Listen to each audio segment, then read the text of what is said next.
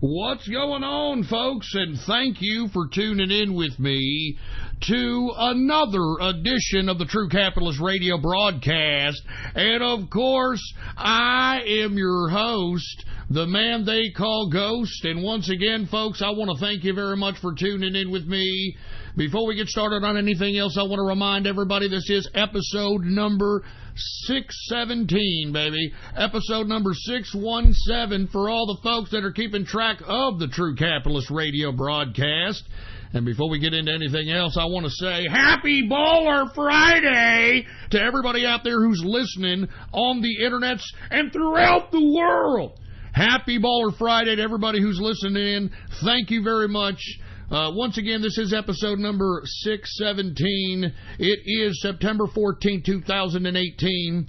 And before we get into anything, I'd like to ask each and every one of you to please spread this show link around like wildfire and let everybody you know across the internets and throughout the world, let them all know that True Capitalist Radio is in effect and in the house. And we are live every Monday, Wednesday, and Friday, 6:30 p.m. Central Standard Texas Time, baby. Right here on the official website of the True Capitalist Radio broadcast. And once again, I love being independent now. Type this in your browser, add this to your bookmarks, add this to your favorites. The following, ghost.report. All right, it's as simple as that. That's all you got to type in, ghost.report.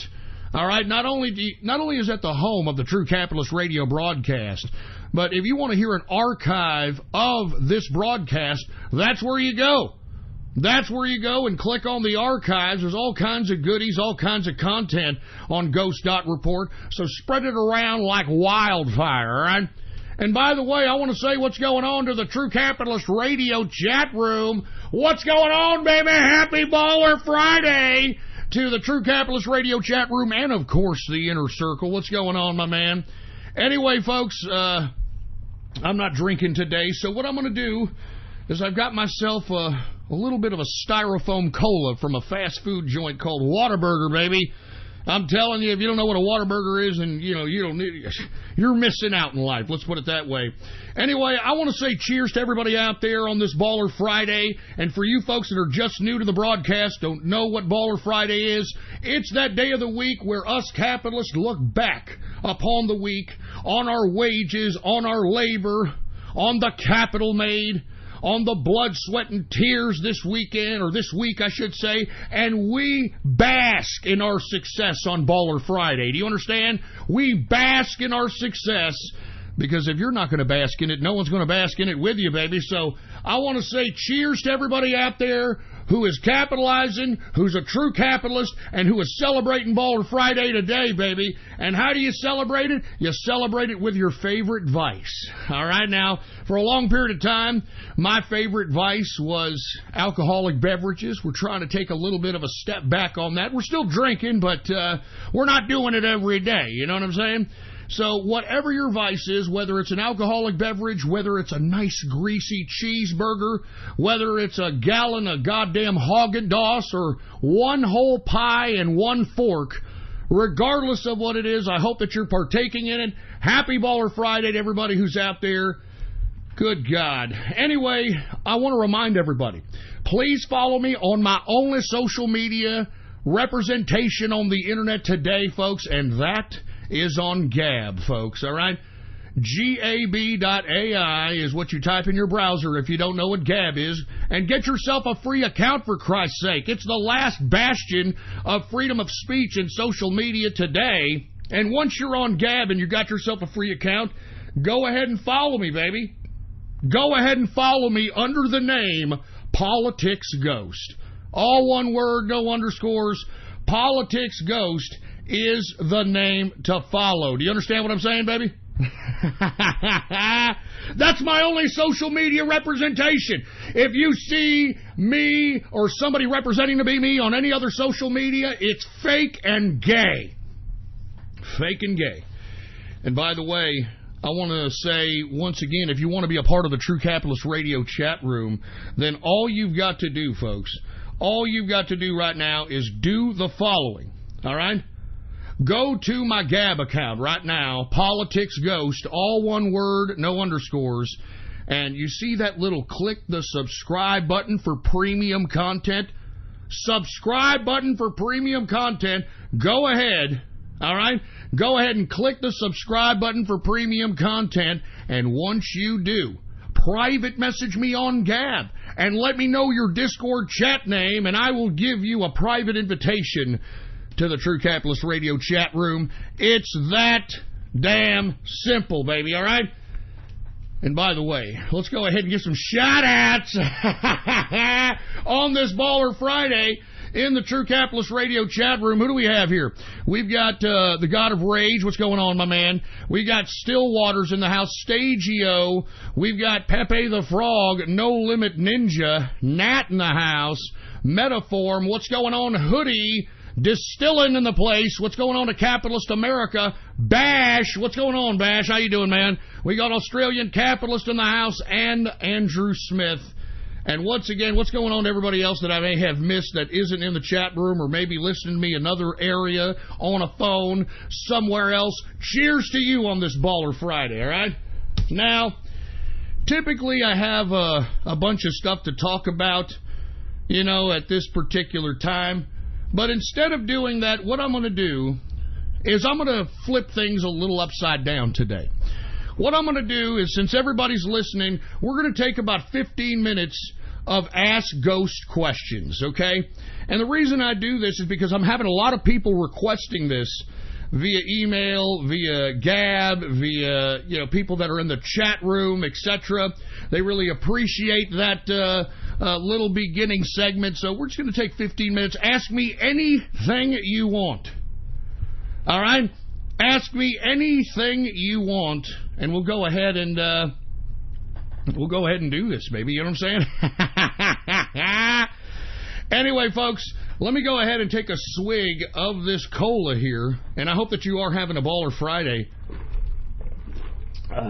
because I sure as hell am. A lot of things going on. A lot of things going on in the news here, so I definitely do want to see if anybody has any questions. Please gab them to me or ask them in the True Capitalist Radio chat room. And the reason I like doing this also, folks, is to see how many people out there are actually listening to the broadcast, all right? All right, so I'm just saying, if there's anybody listening, anybody wants to ask yours truly something, now is the time. We're going to take the 15 minutes to do this. Because I've got a lot of things to talk about, to be honest with you folks. Listen to this freaking production notes, all right? All right, what do we have here? What was the most unusual thing you've ever eaten? I'm not that much of an extravagant eater, I'm going to be honest with you. Probably foie gras. And for you folks that are unfamiliar with foie gras, it is that very rare delicacy. As a matter of fact, it's illegal in some states to have. It's when a chef, it's kind of a French dish, a chef takes a duck and force feeds the duck to the point in which its stomach explodes. And when its stomach explodes, it causes a reaction that turns the duck liver into a fatty liver.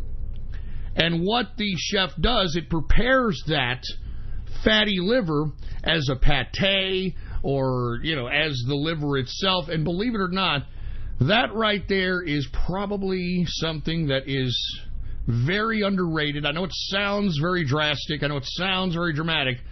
But that is one rich food. As a matter of fact, the guy who played Tony Soprano, Gandolfini, believe it or not, when he kicked the bucket in Italy, God rest his soul, this guy, like, I think he was eating like 3 or 4 orders of foie gras pate and washed it down with about 12 drinks. And then, and that's on top of, visiting the sites out there in Italy. So, I mean, in my opinion, he was kind of wearing his heart down. He was kind of a big guy, but that's what he was eating. It's a very, very rich food. Very rich. All right, what was Oklahoma City bombing? Was it also planned the same way as 9/11? I don't want to talk about that right now. All right, we start talking about that right now, we could get into a conversation for about 2 or 3 hours about that. I mean, let's not talk about that, all right? Anyway, who else do we have here? Harley Davidson or Indian motorcycles? I'm going to be honest with you. If it came down to those two, I would have to say Indian, because Harley Davidson right now is acting like a piece of crap. Harley Davidson is acting like, they're no longer American, that they care more about international markets than they do with who the hell made them, and that's America. So I'm going to have to say Indian just based on that, all right? What's the best way to buy Quantum? Well, the best way to buy Quantum is to find an exchange and purchase it. Now, you're probably going to have to purchase Bitcoin first, so you probably try to find a Bitcoin ATM so that you can exchange fiat for Bitcoin, and then, you can forward that Bitcoin to an exchange and then trade for Quantum. And I know it sounds like a big to-do, but that's what everybody's doing out here. That's what you got to do.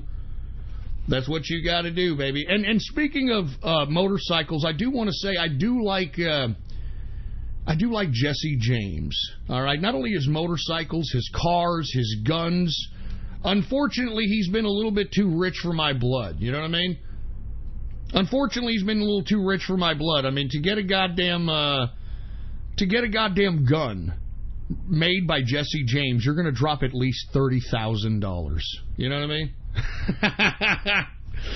Oh my God! And you know what? I've got a little. I'd like to spend $30,000 on something else, but I do like Jesse James, man. All right, I do like it. I'm not even kidding. All right.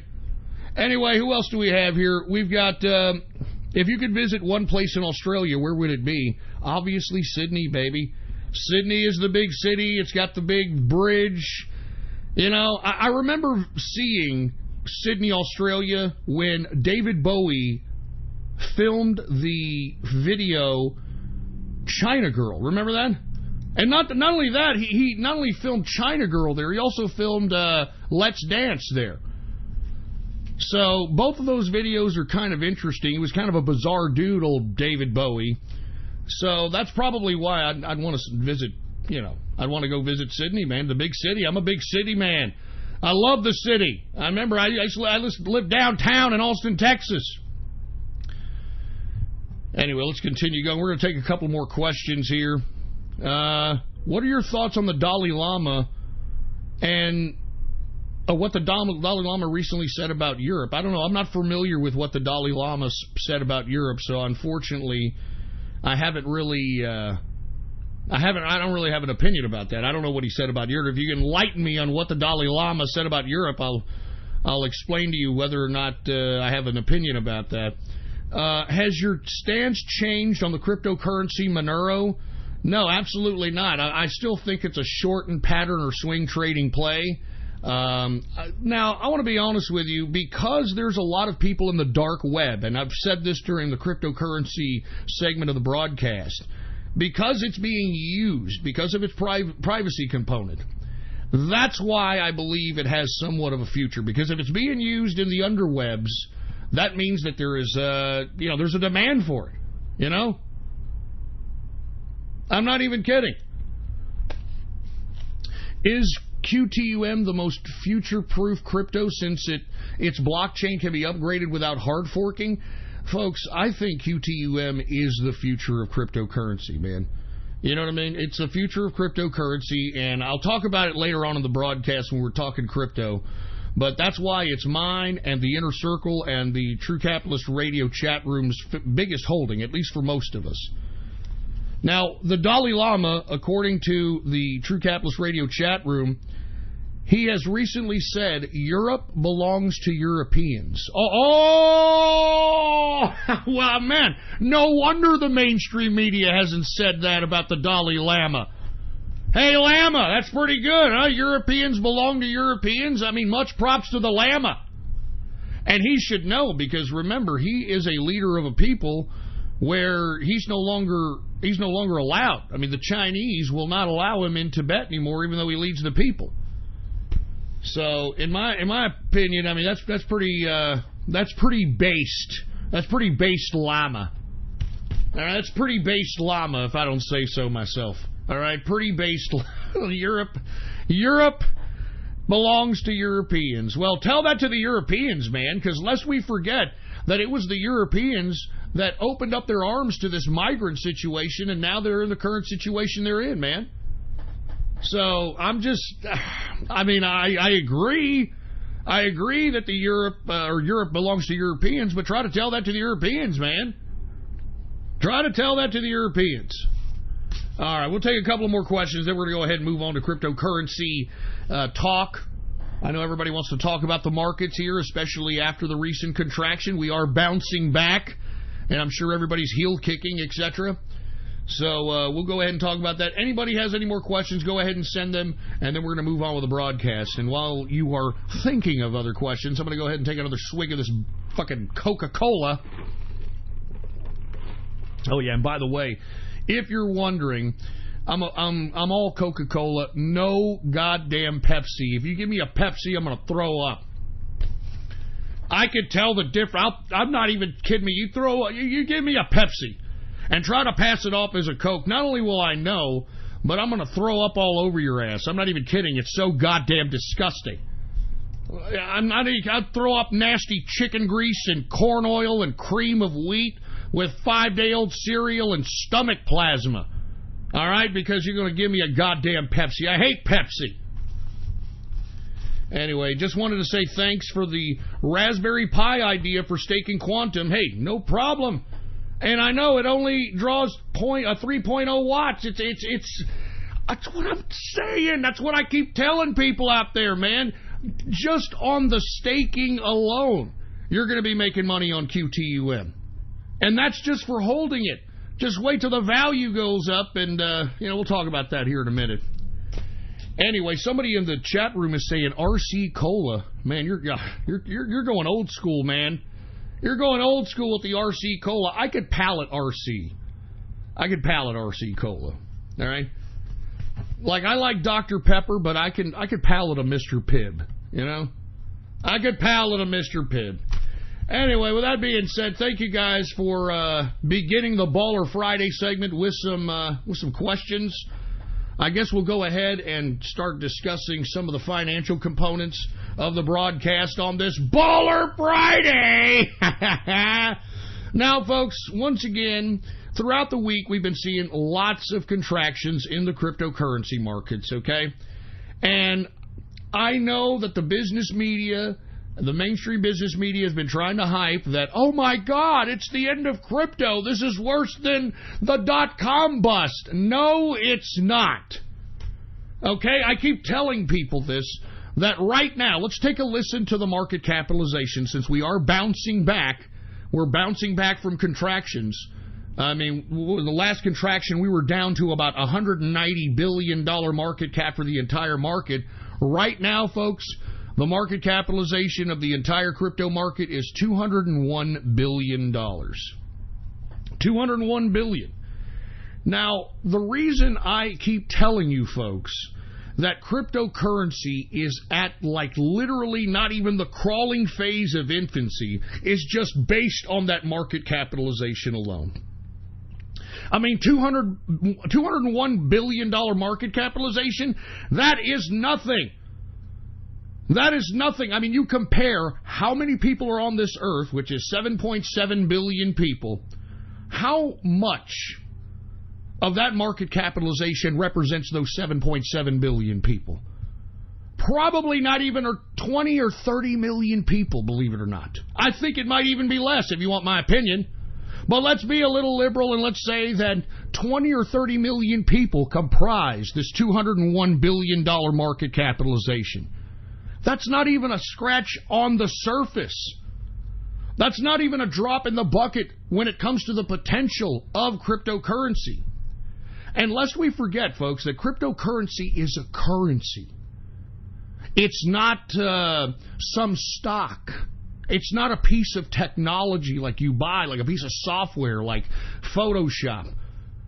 It is currency. And you see, everyone has always discussed that we were going to go into a cashless society.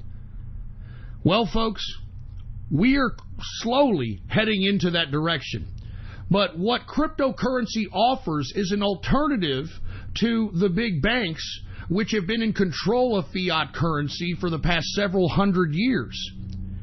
And cryptocurrency allows the algorithm or the blockchain itself to be the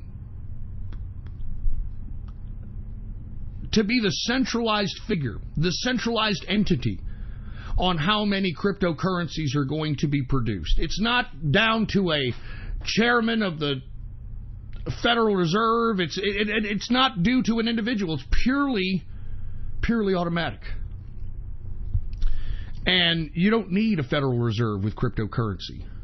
With cryptocurrencies, you know how many are going to be mined. Or at least you should. You know at what rate they're going to be mined, etc. Now, let's talk a little bit about cryptocurrency and what's really going to drive the value of cryptocurrency. Now, what's going to drive it, folks, is not just the factors that I've been discussing with you, the factor that it's low circulation, the factor that it has technology, obviously, but acceptance. Acceptance, where a cryptocurrency is accepted for exchange of goods and services. That's also what's going to make the value go up. And right now, folks, if you want my opinion, you've got a race to who is going to be accepted at the most merchants, because that's really what's going to make these currencies go up in value. Now, let me go ahead and take a look at Bitcoin. We all know that Bitcoin was the first kid on the blockchain. Unfortunately, it can no longer be a viable alternative to fiat because the technology has passed Bitcoin by. And Bitcoin is inferior to a lot of other cryptocurrencies, but the reason it's still around, like I've always said, is that most people, when asked about cryptocurrency, the first thing that's going to come out of their head is what? Bitcoin. And because of that top-of-mind advertising, Bitcoin is going to be around probably longer than expected. But I wouldn't have any kind of faith that we're going to see anything above $20,000 ever again.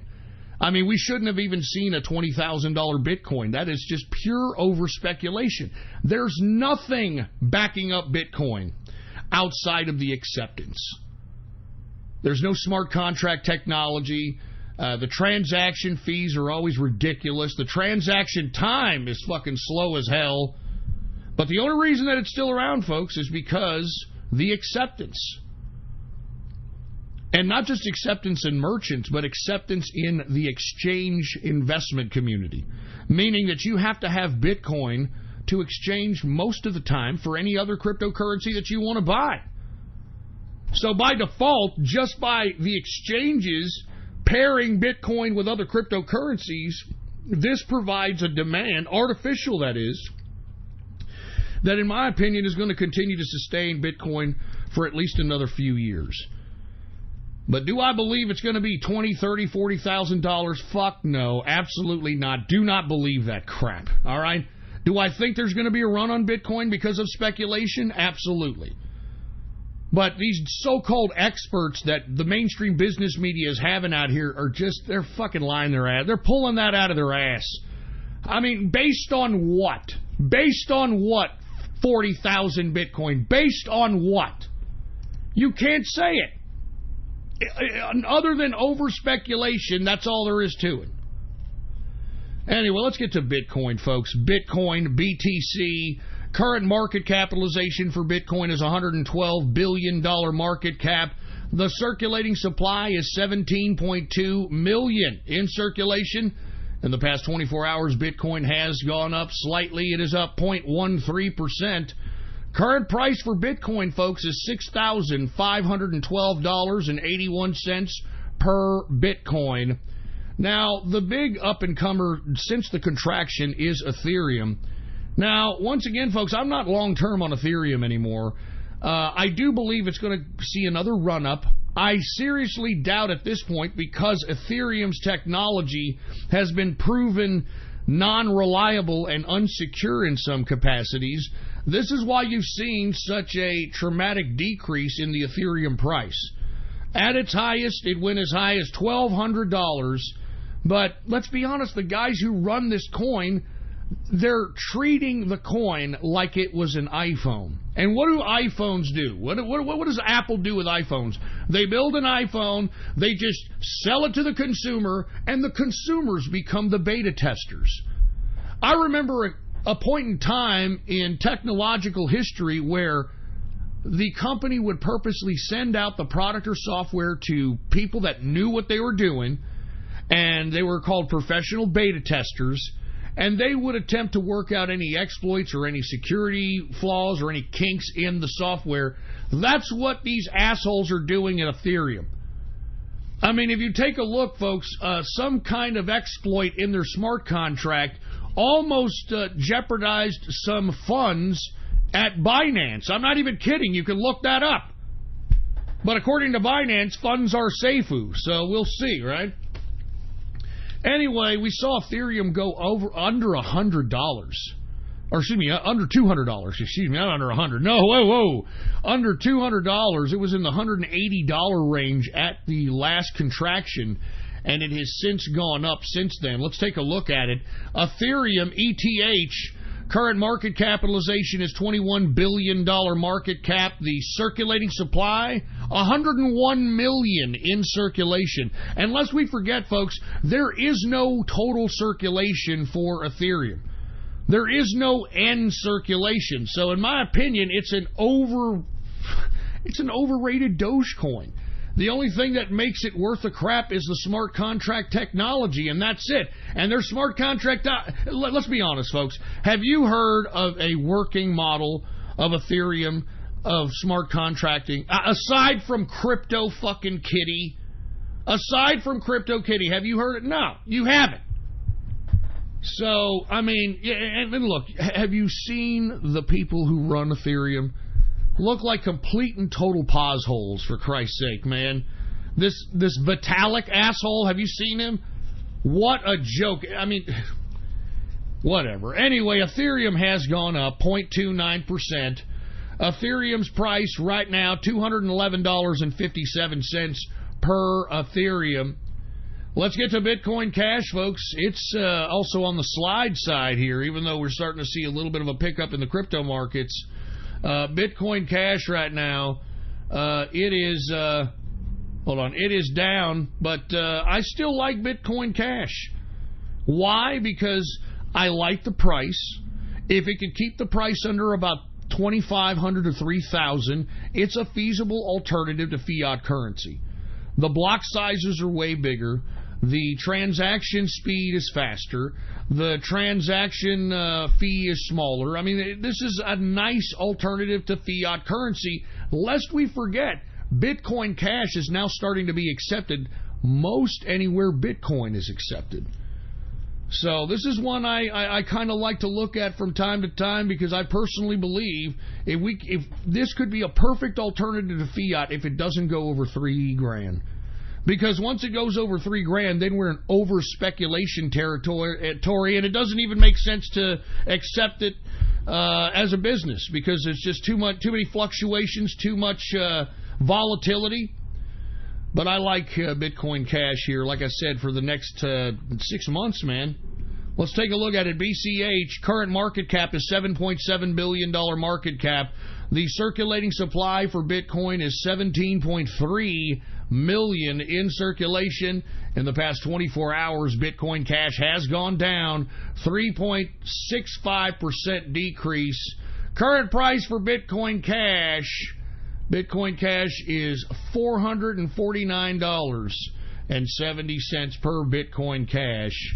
Let's go ahead and take a look at Litecoin. For some reason, and that's why I keep telling you guys that I keep covering Litecoin, because I don't know what the hell's going to happen with Litecoin. It could be a feasible alternative to fiat, but once again, the guy who created the coin, Charlie Lee's a fucking autistic basket case who can't stop his fucking Cheeto-stained fingers from flapping on the keyboard and tweeting out retarded autistic crap.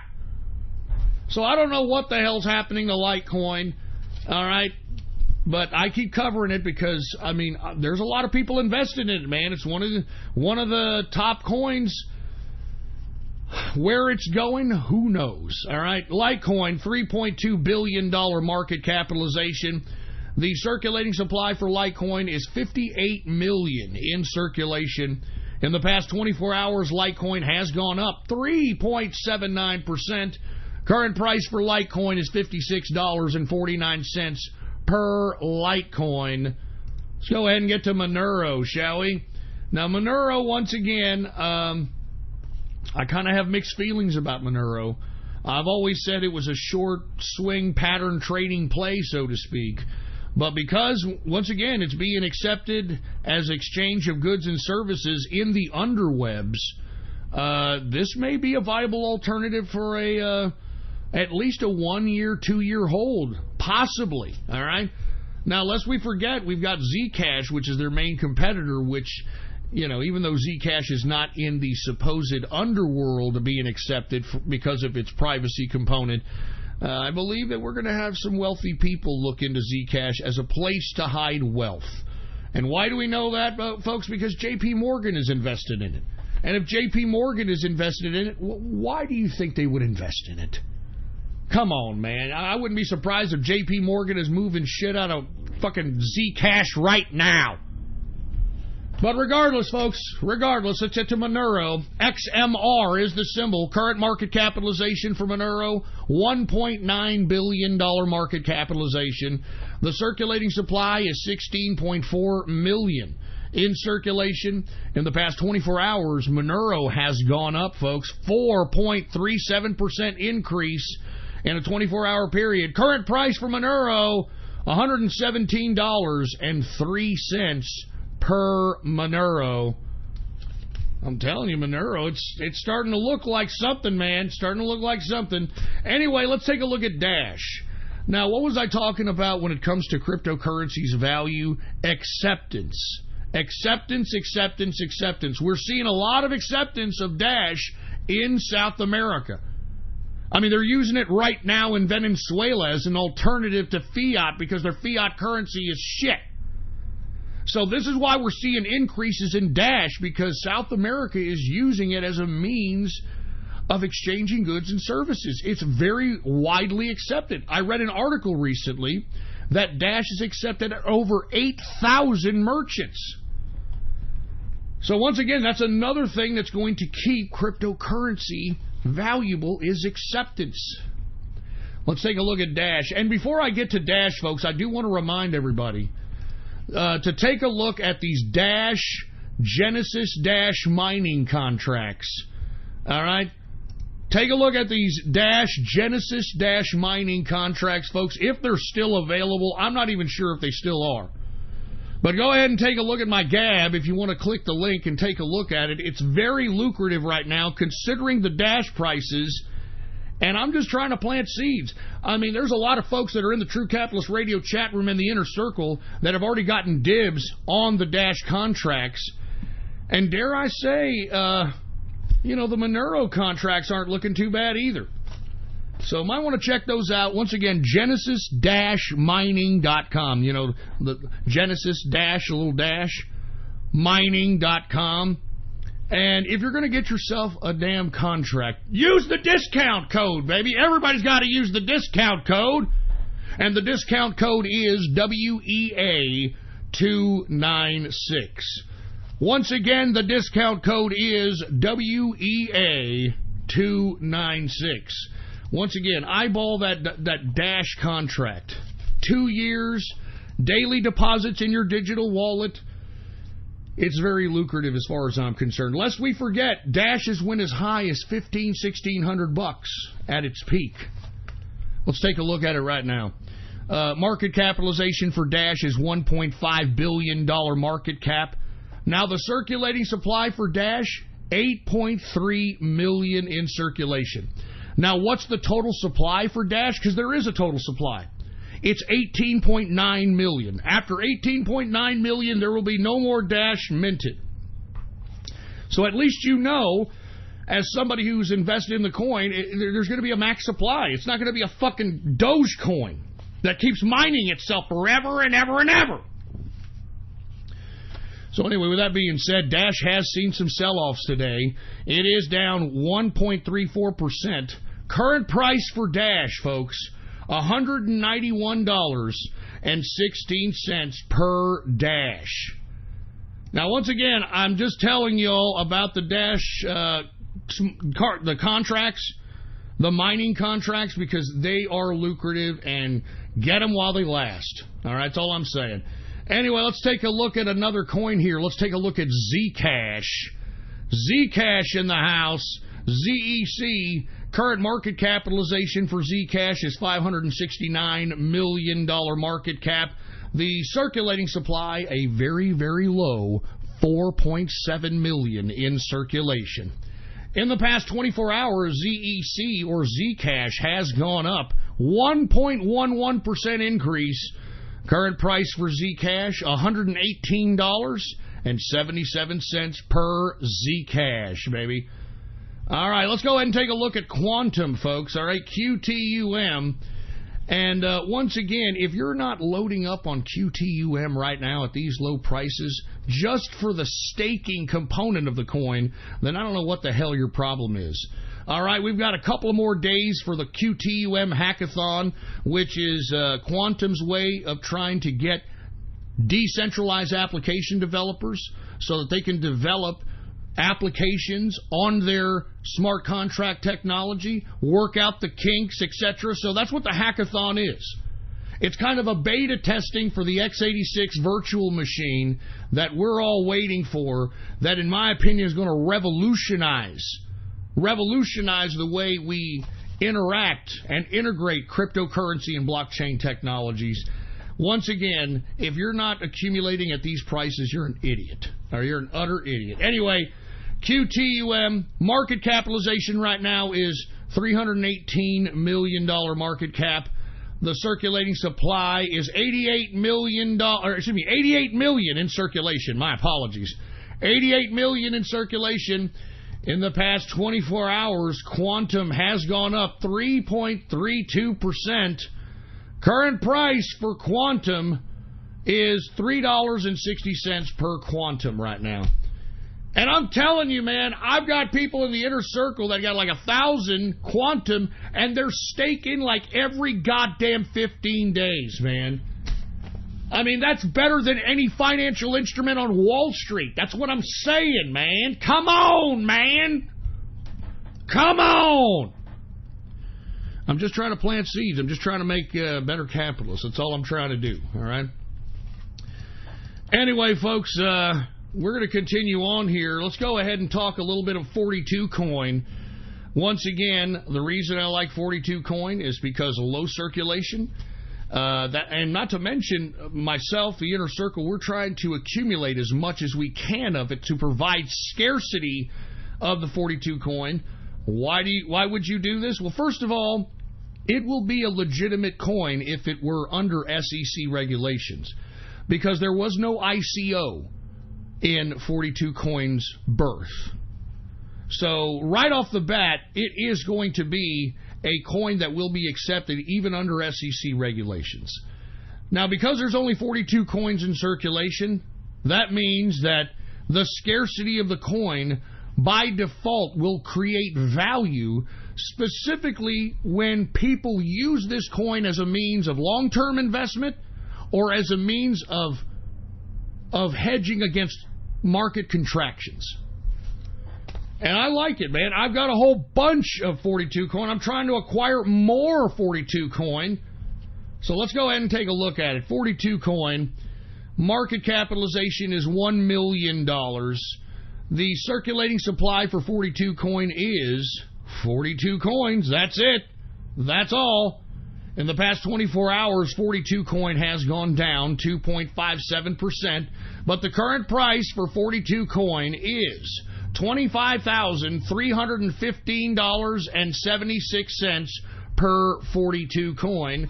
And that concludes the coverage of the cryptocurrency hour, if you will. Now, let's go ahead and talk a little stocks, shall we? All right? Now, stocks are flat because the president is insisting on putting $200 billion tariffs on China regardless of the talks. So the president is finally putting it on the table for China and saying, look, we're going to go ahead and we're going to add $200 billion in tariffs, China, regardless of what our talks culminate to. And I'm glad the president is playing so hardball with China. I've been saying this for a long period of time. We have had such an imbalanced trade deal with China. We have built the country of China. American consumption built those big cities, made China into the metropolis that it is. It was our consumption, our money, the imbalanced trade deal. Lest we forget, $600 billion in a trade deficit on an annual basis with China. How are we going to sustain that? How is that even sustainable? It's not. And thank God we got a president that understood this and ain't afraid to implement these types of tariffs and play hardball in the international renegotiation of the trade deals. Thank God for Donald Trump. Thank God. And I'm telling you, this is why China is consolidating its authority. That's why Xi Jinping, he is now the new Mao. Like, he has the power of Mao Zedong, Xi Jinping. And why are they consolidating all this power? Because they know if Trump continues this hardball with these tariffs, that the house of cards of economy that is the Chinese economy is going to come tumbling down. And the Chinese know it, and that's why they're implementing more political and social authority on its people. Because they know once their goddamn house of cards of economy comes tumbling down, they're not going to be able to handle 1 billion people unless you physically force them into submission like Mao Zedong did. Anyway, with that being said, let me continue going. That's why the stocks are flat, because we got a president with balls the size of grapefruits, and they're slapping them upside China's chin, and they don't know what the hell to do. I don't know what to do. I don't know. All I know how to do is get the chopstick and buy egg roll. Stupid Chinese, for Christ's sake. Take the fucking chopsticks out of your ass, China, and realize that you got to make some kind of deal with the United States, or you're jeopardizing the continuity of your own communist government. Jesus Christ. I'm just saying.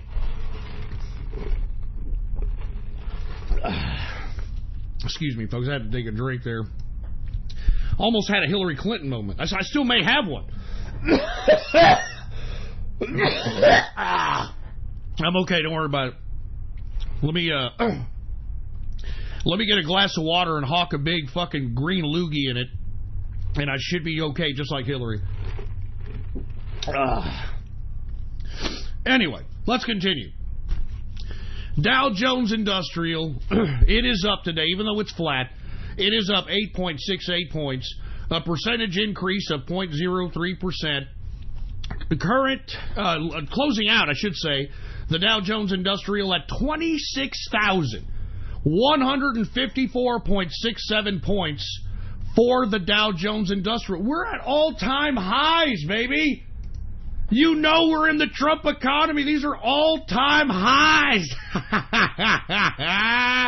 Woo! Oh, my God. This is just great, man. I'm telling you, and I don't see this economy going anywhere. I mean, you have the globalists trying. They're definitely trying to stop the growth of the United States. But unfortunately, even though they're trying to play hardball with us, they can't. We were the consumers. The money comes from us. They have to deal with us. So regardless of what these people out here that we have trade deficits with try to do to us, they're not going to do anything. We're going to keep the money here in America like it should be. 26,154.67 points for the Dow Jones Industrial. Oh, man. I told you that it was going to be a bullish 2018, didn't I? I told you. Let's go with the S&P 500. It's also up slightly today, 0.80%, a percentage increase of 0.03%, closing out the S&P at 2,904.98 points for the S&P 500. Now, the NASDAQ continues to kind of drag the market to a certain extent. it was the only indice in the negative. It is down 3.67 points, 3.67 points, a percentage decrease of 0.05%, currently closing out the NASDAQ at 8,010.04 points for the NASDAQ composite. Good God. Good God. Anyway, let's continue going. We've got the commodities to talk about, shall we? Commodities, let's just go ahead and hit it off with energy. WTI sweet crude is up, folks, 40 cents, a percentage increase of 0.58%. Current price for WTI sweet crude is $68.99 per barrel of WTI sweet crude. We got Brent crude. It is down today, 9 cents, a percentage decrease of 0.12%. Current price for Brent crude oil is $78.09 per barrel of Brent crude oil. We've got gasoline. It's down 1.14%. We've got natural gas down 1.77%. And heating oil, folks, keep an eye on heating oil as the temperatures continue to drop, as the seasons change. This is easy money every fucking year. All you've got to do is just try to find an exchange-traded fund, an ETF, that goes up with the price of heating oil, and I'm telling you, it's free goddamn liquid every fucking year. I play this. I'm just saying. Anyway, let's get to the metals, shall we? The metals! Let's get to the goddamn metals! Now, the metals are down, folks. The metals are down, and that means the U.S. dollar is still supreme. Whenever you see metals down, that means the dollar is valuable. Whenever you see metals go up, that's when the dollar isn't as valuable. That's why we always hear the metal prices in any mainstream business media, because it's an indicator of the value of our currency, or any currency for that matter. Let's go ahead and get to gold. Gold is down $7.10, a percentage decrease of 0.59%. Current price for gold is $1,201.10 per troy ounce of gold. We've got silver also down 10 cents, a percentage decrease of 0.72%, closing out silver at $14.14 per troy ounce of silver. Copper is down 1.38%, and platinum is down 0.89%. Let's go ahead and get to the agriculture. And hey, all you assholes on Gab, I'm not dying, asshole, all right?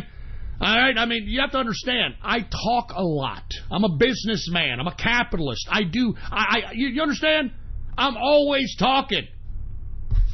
That's what you introverts that are out there, oh, I'm just so introverted, I'm so shy. You've got to come out of your fucking cage and realize that the only way that you're going to be a successful capitalist is if you communicate with other people. All right? You got to talk. You got to fucking talk. You got to fucking talk. Anyway, let's go ahead and get to grain, shall we? Corn is up 0.36%. Wheat, good God. Wheat is up 2.92%. Oats is down 0.31%. Rough rice is down 2.60%. Soybean is down 0.33%. Soybean oil is down 0.11%. And canola is up 0.20%.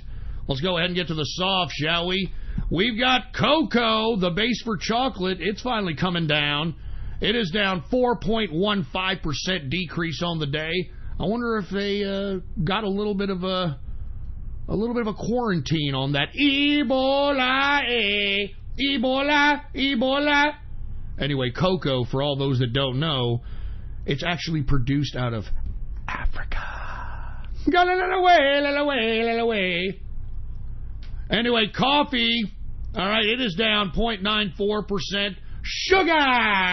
Sugar is down 3.45% on the day. Good God. We got orange juice. It's also down 0.07%. Cotton is up 0.39%. Lumber is down 2.25%. That's very interesting. That's very interesting that lumber is down at 2.25%, considering we've got a natural disaster currently on the East Coast right now, making a lot of damage. Probably going to do a lot of rebuilding. Probably going to need a lot of lumber. So all I'm saying is, if you're a commodities trader or if you're somebody who understands the ETF game, you might want to take a look at lumber. Or play the stock angle, you know, whatever, whoever the big lumber suppliers are, because come on, man. I mean, that hurricane is doing some major damage, and you know lumber's is it's going to be used to rebuild the damn place. Anyway, we got rubber, it's down 0.42%. We got ethanol is up 0.55%. All right? Let's get to livestock, shall we? All right? Live cattle is up 0.23, or excuse me, actually it's up 2.30%. Cattle feeder is up 2.24%, and lean hog is up 1.30%. And that, my friends, is the markets for your ass, all right? Anyway, let me continue going here, all right? Let me continue going. Now, we've got about 8 minutes, and I want to talk to somebody in the chat room is asking, you know, metals down equals USD up. USD up equals cryptocurrency down. Metals down equals crypto up. That doesn't, I never said that metals down means cryptocurrency is up. I said that metals being up or down affects the fiat currency that it's being paired up with. Whenever I describe the metals in the breakdown in commodities, I'm pairing it with US dollars. So whenever I say it's up or down in the metal sector, it's of USD. And that's what it's being paired with. So when you hear that gold is down or silver is down, that means the fiat currency of the United States is up. So just in case you guys are being a little confused there, that should, I hope, clear up a lot of the confusion. All right. Let's not even stop. Let's not even take a break. Let's continue going. Since we are already done with the markets, let's talk a little bit about the President of the United States, the modern-day George Washington himself, baby. You understand what I'm saying? I'm talking about Donald Trump. Now, unfortunately, folks, Donald Trump is continuously being pursued by these swamp creatures in Washington, D.C. I mean, they're still ruining people's lives that are associated or close with the president. I think it's fucking disgusting what's happening here. And it's all because of this special counsel, this above-the-law entity that is ran by this disgusting bureaucratic swamp creature coverman by the name of Robert Mueller. And you all heard my last broadcast. I mean, since we are 17 years since 9/11/2001, how come no one has been held accountable for negligence for allowing 9/11/2001 to happen? I even wrote on Ghost.Report, in which Robert Mueller, who was the FBI director during 9/11, admitted that his lackadaisical approach to his job probably caused 9/11. And yet, he admits this in a CBS interview in 2002, which I have linked up to in that article I write about Robert Mueller about.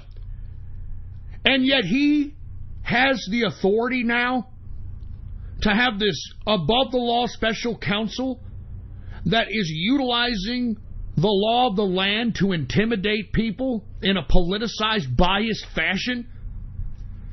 I mean, I'm serious, folks. I don't know if y'all heard, but Paul Manafort pled guilty today and made an arrangement with Robert Mueller's special counsel because, lest we forget, folks, even though he was found guilty in this recent trial in Washington, unfortunately, folks, Robert Mueller, being the slimy scumbag that he is, he forced Paul Manafort to deal with two separate trials in two separate federal districts. He filed the one trial, which we were all looking at in last month. He filed that trial, or that court case, in Washington.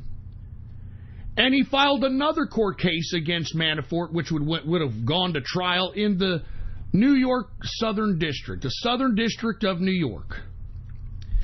Now, Manafort, he's not stupid, all right? I mean, he's a 69-year-old man. All right? I mean, anything above 15 years is pretty much of a life sentence from Paul Manafort. Now, why is he pleading guilty? Because first and foremost, he's got to make a deal.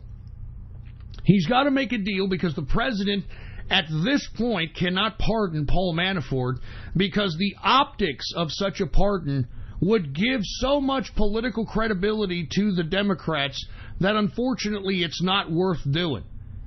And I think that what's happening to Paul Manafort is nothing more than revenge by the D.C. swamp establishment trying to punish Paul Manafort for allowing the GOP, or actually forcing, because, I mean, who knows what Paul Manafort did to get these GOP delegates to choose Donald Trump as their presidential candidate in 2016. I mean, who really knows? I personally believe, considering that Paul Manafort has been a lifelong political operative, I'm sure there were some dirty tricks, I mean, it is what it is. I mean, politics ain't beanbag.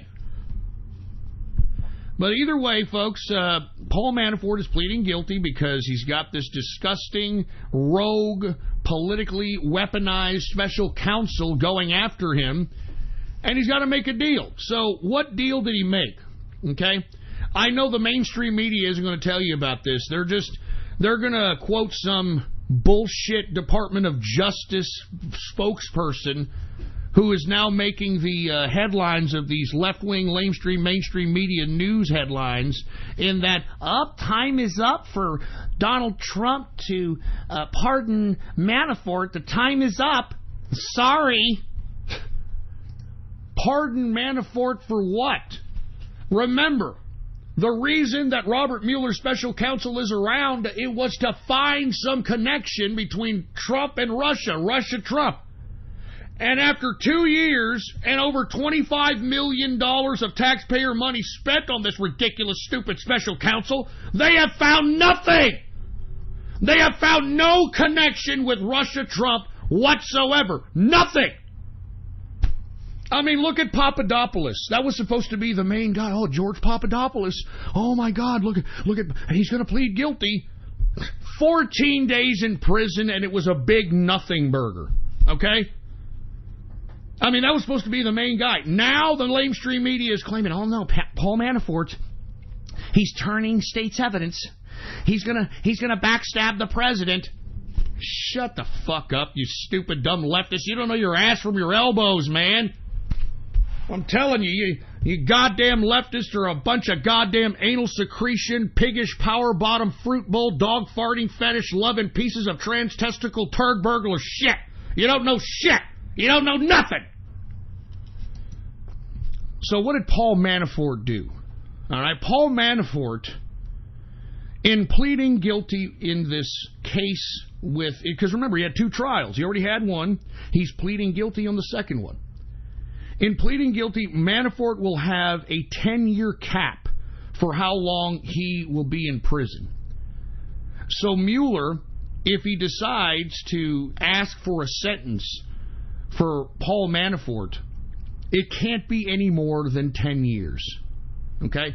And it's up to the judge whether or not Manafort, goes to jail, how long he goes to jail, etc.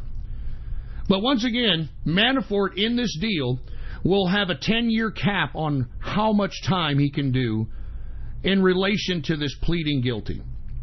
It also includes, folks, serving time for both trials concurrently. So, if you want my opinion, I don't think that was a horrible deal for Manafort.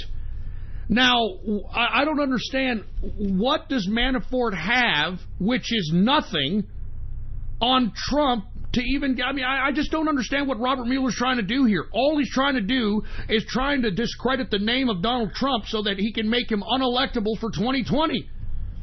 And I think it's very irresponsible for Robert Mueller to extend this special counsel nonsense all the way until the midterm elections. And you know what? Robert Mueller has the audacity to claim that, I'm investigating Russia meddling into the election. I'm investigating Russian meddling into the election. Hey, Robert Mueller, your politically weaponized special counsel is meddling into elections right now, you dick. They're meddling into elections right now. How come everyone is not looking at this for what it is? Robert Mueller's special counsel has been around for 2 years, over $25 million spent, and they have not found one connection to Russia-Trump collusion or anything of the sort. And it makes me sick that Robert Mueller still has this kind of authority, for Christ's sake. This is a fucking gross tragedy of justice. Anyway, we are now in the second hour of the True Capitalist Radio broadcast. And of course, I am your host, the man they call Ghost. And once again, folks, I want to thank you very much for tuning in with me. Before we get started on anything else, I'd like to remind everybody to please spread this show link around like wildfire and let everybody you know across the internets and throughout the world, let them all know that True Capitalist Radio is in effect and in the house, and we are live every Monday, Wednesday, and Friday, 6:30 p.m. Central Standard Texas Time, right here on the official website of the True Capitalist Radio broadcast. And once again, I love being independent now. Type this in your browser, add this to your bookmarks, add this to your favorites. The following, ghost.report. All right, it's as simple as that. You type that in your browser, add that to your bookmark, add that to your favorite. It is the official website of the True Capitalist Radio broadcast. Let everybody you know. And not to mention, we got a whole bunch of archives there. So if you guys are ever bored, you want something to look at, you want something to hear, there you go. All right? And by the way, once again, I want to give much props to everybody in the True Capitalist Radio chat room, baby. What's going on? I will be in the True Capitalist Radio chat room later tonight. I think I might go get some beer. I might go get some beer and maybe drink with the boys tonight. Maybe conduct some internet tomfoolery. Who knows? But if you want to be a part of the True Capitalist Radio chat room, then all you've got to do is the following. Now listen up. All you got to do is go to my Gab account. And if you don't have a goddamn Gab account, then get yourself one. It's fucking free, all right? Type in your browser gab.ai. gab.ai. Gab is the last bastion of freedom of speech and social media today. And once you get yourself a free account, follow me on there under the name Politics Ghost. All one word, no underscores. Politics Ghost is the name to follow.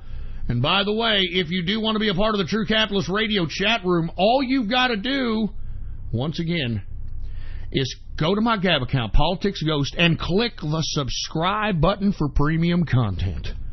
Click the subscribe button for premium content, man. And once you do that, private message me on Gab. Private message me on Gab and let me know your Discord chat name, and I will give you a private invitation to the True Capitalist Radio chat room. It's that damn simple, all right? And by the way, all right, it's time for people to get their merch out, baby. Get their hoodies, get their long-sleeve sweaters. Season's changing, baby. Go ahead and check out the merch at ghost.market, all right? Add that to your bookmarks. Add that to your favorites. Ghost.market.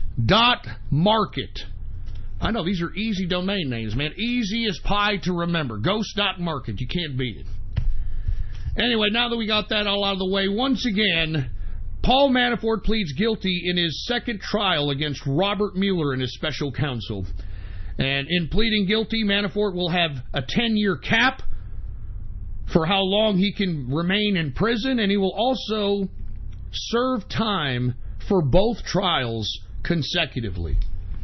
And what I don't understand is, hey, Robert Mueller, how come you're not investigating and doing this to Podestas? The Podesta brothers. Oh, that's right. Robert Mueller gave Podestas immunity for some reason, even though they did the same damn thing as Paul Manafort.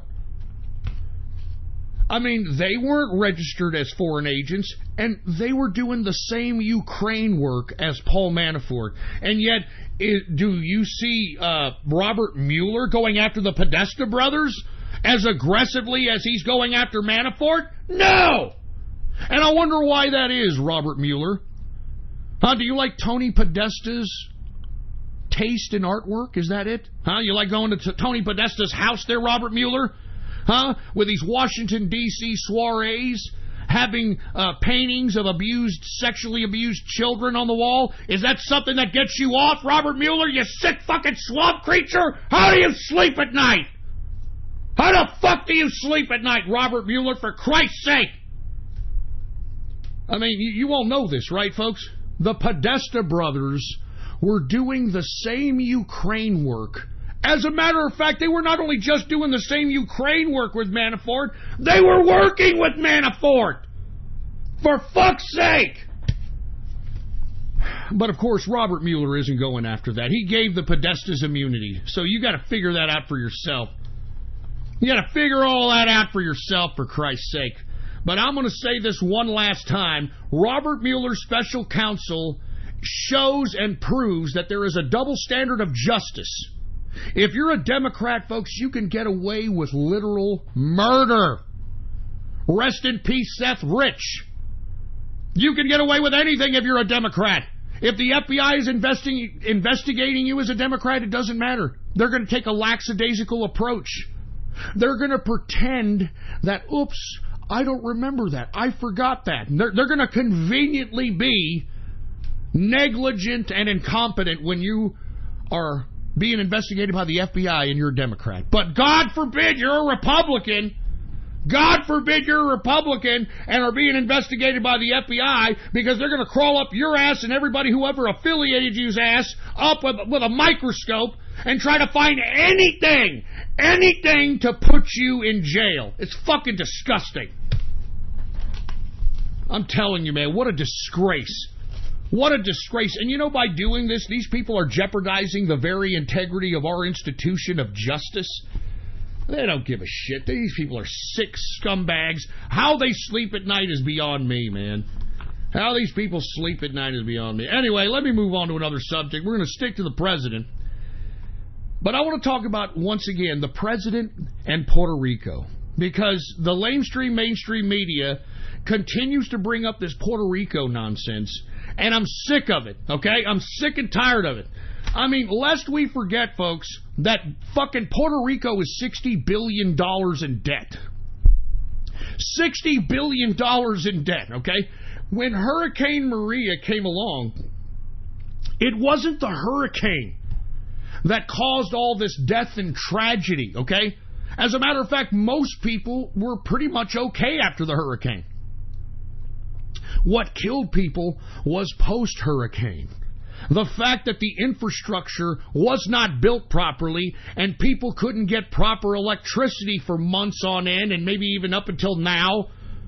The plumbing was shot. Everything was built as if it was a third world nation. And of course, the Puerto Ricans had no contingency plans. They had no shelter. They had nothing. What the fuck were the Puerto Ricans doing with the $60 billion that they are in debt in? Can somebody explain that? Can somebody please explain that? What did they do with the $60 billion? I'm sick of hearing about Puerto Rico. I'm sorry. When are Puerto Ricans... Because, look, I'm going to be honest with you. I have a bias against Puerto Ricans. I don't like Puerto Ricans. Every Puerto Rican I've ever met in my life has been a complete scumbag, thief, lying, degenerate piece of shit. I'm sorry. That's just my personal opinion. Okay? Every single one of them has been a lazy, disgusting, pathetic, fucking thievery piece of crap. Now, that's my personal opinion. I'm not saying that they're all that way. I'm not saying that all Puerto Ricans are this or that. I'm just saying from my experience, okay? And also from my experience, these Puerto Ricans are very proud of being Puerto Rican. Oh, I'm Puerto Rican, man. I'm Puerto Rican. Boricua, and all that shit, okay? And they're so proud to be Puerto Rican. They consider, whenever they're talking this independent Puerto Rican nonsense, and look, I don't understand it, but all Puerto Ricans are so fucking proud to come from this shit island. I don't know why it is, but they're so fucking proud They wave their stupid flag, oh, Boricua and Puerto Riqueño and all this bullshit. But when it comes down to being held responsible for taking care of your own Puerto Ricans, the Puerto Ricans can't, I don't know, they're having a hard time doing it. They can't govern themselves. They can't do anything. Anyway, the reason I bring up Puerto Rico is because the mainstream media is not only going after Trump because of this nonsense, but you also have this stupid millennial dumb dunce of a bitch by the name of Alexandria Cortez, you know, the socialist from New York. I'm from the Bronx, bitch. I'm the girl from the Bronx, bitch. Anyway, Ocasio-Cortez is going after the president on Puerto Rico. She's claiming, I lost my grandfather in Puerto Rico after Hurricane Maria. How dare you, Trump? How dare you? I lost my grandpa. Are you shitting me? Are you shitting me? I lost my grandpa? You think that's going to get you elected, you stupid millennial slut? Are you kidding me? I mean, you know, I want to be honest with you. The reason I'm bringing up Ocasio-Cortez is because she's trying anything to grasp at the heartstrings of liberal people so that she can get them to the polls and actually be elected into our government. But you know, folks, she has been caught with so many gaffes. She has misspoke so many times. She's a complete idiot, a complete moron. She's done it so much that she's finally stopped media from attending her rallies, from attending her speeches, because she knows that she doesn't know shit. She doesn't know anything. And can you believe, folks, that this woman, after all the gaffes that are all over YouTube, if you want to go check them out, all the stupid gaffes that this bitch has done, can you believe that this woman graduated from Boston University with a degree in international relations and economics? I mean, what the fuck are they teaching there? Remember when Ocasio-Cortez was asked about her opinion on the Israeli-Palestinian situation and she didn't know shit from Shinola and admitted it? What exactly is Boston University teaching? Huh? I want to be honest with you. What are they teaching over there if this woman can't articulate her political ideology without stumbling and bumbling over her own tongue, not knowing shit? I mean, do you know, and look, I know somebody who sent one of their spoiled brat daughters to Boston University. It cost this son of a bitch $50,000 a year. $50,000 a year to send his little brat daughter to Boston University, and this is what Ocasio-Cortez is showing the university's capability of being? She's a 28-year-old millennial idiot that doesn't know whether she's coming or going. She can't even articulate what the fuck she believes in, for Christ's sake. I mean, I'm not joking, folks. She's preventing the media from covering her events because she is so afraid that she's going to say something more ridiculous that'll go viral that she doesn't even want the media there anymore. I'm not even joking around. She doesn't even want the media there. She's so stupid. And not to mention, did you see her fucking recent dumb idiot gaffe, for Christ's sake? Oh, my God. I don't know if y'all remember this. I'm sorry I'm going off on this broad, but she is the epitome of why I hate millennials. She's the epitome of it, okay? This broad, remember when that idiot that always wears the fucking coffee filter on his head, what the hell's his name? Ben Shapiro, okay? Do you remember when Ben Shapiro offered $10,000 to debate Ocasio-Cortez on the issues? And as a matter of fact, other people started putting up money because they wanted to see they want to see the stupidity of Ocasio-Cortez on display on national television. I sure as hell will. I'd pay for that cringe, I'll tell you. But anyway, instead of responding with a yay or nay, she decided to tweet out at Ben Shapiro, "Hey, stop catcalling me. Stop catcalling me, Ben Shapiro. I'm a Latina Puerto Rican. Stop catcalling me. Okay, great, fine. She tried to use the feminist escape to try to escape Ben Shapiro, making her look lower than a leprechaun's nutsack, even though he's an autistic fucking Jewish case himself. But either way, she goes from that, suggesting that Ben Shapiro is catcalling her by challenging her to a debate on the issues, and yet recently she has been pictured next to some construction worker, a black construction worker. Now, I don't have anything against that, but, I mean, weren't you just talking shit about Ben Shapiro and his coffee filter on the head wearing ass catcalling you? I mean, is it me, or didn't always Hollywood project that the construction worker out of New York were the king of catcallers? Remember that? I mean, haven't you seen that on every fucking show, on every fucking movie? It's always the fucking New York construction workers. Broads are walking down the street and they're like, "Hey, baby, shake that ass, huh? Huh? Look at those cupcakes under there. Can I get a taste? Oh," I mean, all that shit, okay? First and foremost, that's what whenever I think of a New York construction worker, that's what I think of. I think of a catcaller, okay? So she's pictured with a catcaller. And on top of which, the reason that she, took the picture with the construction worker was to show that I'm a woman of the people, bitch. I'm a woman of the people. Look at me. I'm here with a black construction worker. I'm a woman of the people, bitch. I'm a girl from the Bronx, bitch. Folks, this stupid, dumb idiot bitch, this goes to show you how stupid and how ignorant and how vain millennials are. This stupid broad took a picture with this damn construction worker, and she was wearing a $3,200 pantsuit. Are you fucking shitting? I mean, what? You're trying to claim you're a woman of the people, taking pictures with a catcalling construction worker in New York, and you're wearing $3,200 pantsuits? Who the fuck paid for that?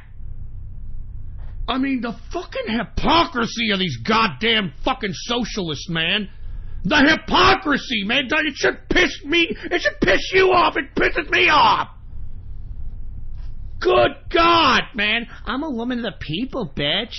I'm a woman of the people. She's out here taking fucking photos with black construction workers trying to claim she's a woman of the people. I'm Ocasio-Cortez. I'm a bitch from the Bronx, bitch. Wearing $3,200 pantsuits.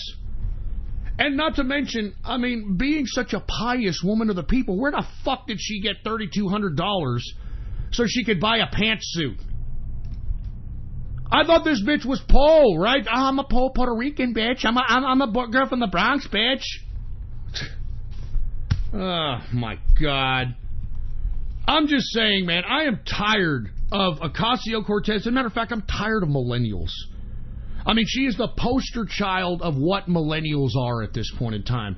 These millennials, and look, this is what they are. As a matter of fact, thank you. I'm going to go ahead and repost it. If you have not seen the photo in question, take a look at my gad. Take a look at my gad.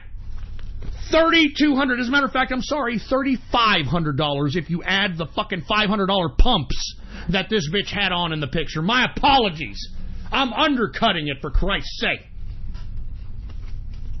I mean, this is liberals, this is Democrats, folks. Complete hypocrisy. And this woman actually believes that this was a good idea. I mean, do you understand? I mean, you know what millennials remind me of? Millennials remind me of the Wesley Snipes character in White Men Can't Jump. Y'all remember that movie? Y'all remember Wesley Snipes' character in that movie? Do you remember Woody Harrelson's character in that movie? Billy Ho. Well, Billy Ho tells the character that is played by Wesley Snipes, he basically tells him what's wrong with black people. And I'm quoting this movie because I thought it was a very accurate statement when it comes to most, not all, because I met some very, capitalistic, affluent black people, but obviously they're not the majority, okay? But what Billy Ho said in White Man Can't Jump is the following. He said, black men would rather look good first and win second, as opposed to winning first and looking good second. Folks, that's what the millennials are to a T. Are you kidding me? In this vain selfie generation that they are continuously engulfing themselves in? I mean, that's the millennials. I mean, look at my gab right now. Why the hell did Ocasio-Cortez think that this was a good idea? To wear a $3,200 goddamn pantsuit and pose next to a construction worker who looks like he's been doing a hard day's work. I mean, come on, man. I mean, only a dumb, fucking, absent-minded, ignorant millennial would have thought that this was a good fucking idea. Only a self-centered, want-to-look good first and win second piece of millennial trash would have thought that this made any kind of sense. Unfucking believable. And then this broad is trying to invoke her dead grandfather that supposedly died in Puerto Rico. Hey, you've got a $3,200 goddamn pantsuit on. How come you couldn't fucking take a goddamn flight and fly your grandfather from that shitbag Puerto Rico? And let me tell you, if you've ever been to Puerto Rico, it's a dirt shitbag. I mean, even before the goddamn hurricane, I don't understand why anybody went there. It's not a paradise. It's not a fucking nice beach. The people are horrible. It's a fucking war zone out there. You got fucking people. I'm not even kidding, man. It's a joke. I can't stand that Puerto Rico is a province of America. What a waste of money, time, effort, and energy. And another thing I don't like, that these Puerto Ricans, I'm gonna tell you what they do, okay? They come to America, and they obviously, look, I'm gonna be honest, okay? I had an employee that was Puerto Rican, all right? I had an employee that was Puerto Rican. I've had a couple of employees that are Puerto Rican, but that's besides the point. And every time I hired a Puerto Rican, what would they try to do? They would try to find any way possible to skim money off the top, to take free product, to do anything to steal or to skim or to scheme. That's all they ever do. I mean, I'm not kidding. I'm not kidding, man. All right? So give me a goddamn break. I mean, look, whatever happened, okay? Whatever happened to being responsible? I mean, if you're such a proud Puerto Rican, what happened to the $60 billion you're in debt? Whose pocket did that go into? How come y'all didn't have a working infrastructure of electricity? How come you didn't have the basic necessities and you're a shit little island? How much more money do you need? You know, folks, the reason I'm bitching so much about Puerto Rico, there's talk in Washington, D.C. right now to spend $120 billion to rebuild Puerto Rico. Can you believe this? I'm not fucking kidding. Your tax-paying dollars. It's going on. There's talks of it right now in Washington, D.C. $120 billion so that we can rebuild Puerto Rico. Isn't that fucking great? Huh? Rewarding people who did shit to themselves is not a good idea. And if you want my opinion, I mean, Puerto Rico, you're so proud of yourselves. You know, you're always wearing your fucking flags and Orale, Boricua, and all that crap. But now, look at you guys with your hands out, wanting America to give you something. Well, whatever happened to you guys? Where are the Puerto Rican men that were going to go out there and rebuild Puerto Rico? They're nowhere to be found. You want to know why? Because Puerto Rican men are a bunch of lazy fucks. That's why. Why do you think they want, you know, America and FEMA and all these goddamn organizations to go out there in Puerto Rico and rebuild this shit? Because they don't want to do it. They don't want to do it. They just want to sit on their fat asses, continue to throw fried codfish in their mouth and sugary drinks and become obese, fucking disgusting piles of fucking Latin protoplasm. And they think that we're just supposed to take care of them because, oh, look, you don't understand. We're a province of the United States, senor. Shut the fuck up. Anyway, look, I'm going to move on. I'm sorry I went too far off keister on that, man, but I'm tired of talking about Puerto Rico. I'm tired of talking about him, and I don't want to hear about him again. Anyway, last subject matter on the president. I don't know if y'all heard this, but the president is calling out John Kerry, which of course tried to run for president against George W. Bush in 2004 and failed miserably, and moreover was the incompetent Secretary of State after Hillary Clinton stepped down during Obama's administration. Now, John Kerry is being called out by the president because for whatever reason, John Kerry has taken it upon himself to take private trips to Iran in an attempt to try to salvage the Iran nuke deal that this son of a bitch created. Now, in my personal opinion, folks, I mean, isn't this breaking the Logan Act? I mean, isn't this a private citizen attempting to meddle into government affairs, especially foreign affairs? I mean, this underscores once again, folks, this is more evidence that the Democrats are blatantly attempt to undermine and destabilize the current government.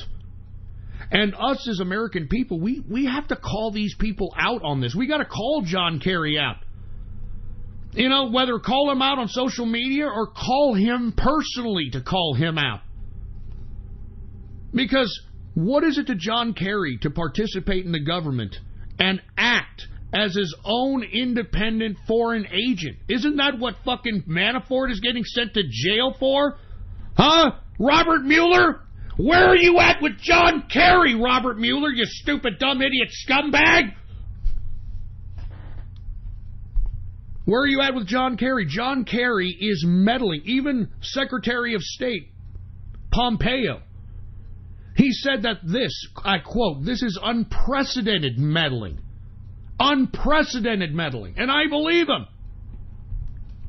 I mean, how can John Kerry do this, man? I mean, I'm telling you, we as American people need to start demanding justice for these illegal activities.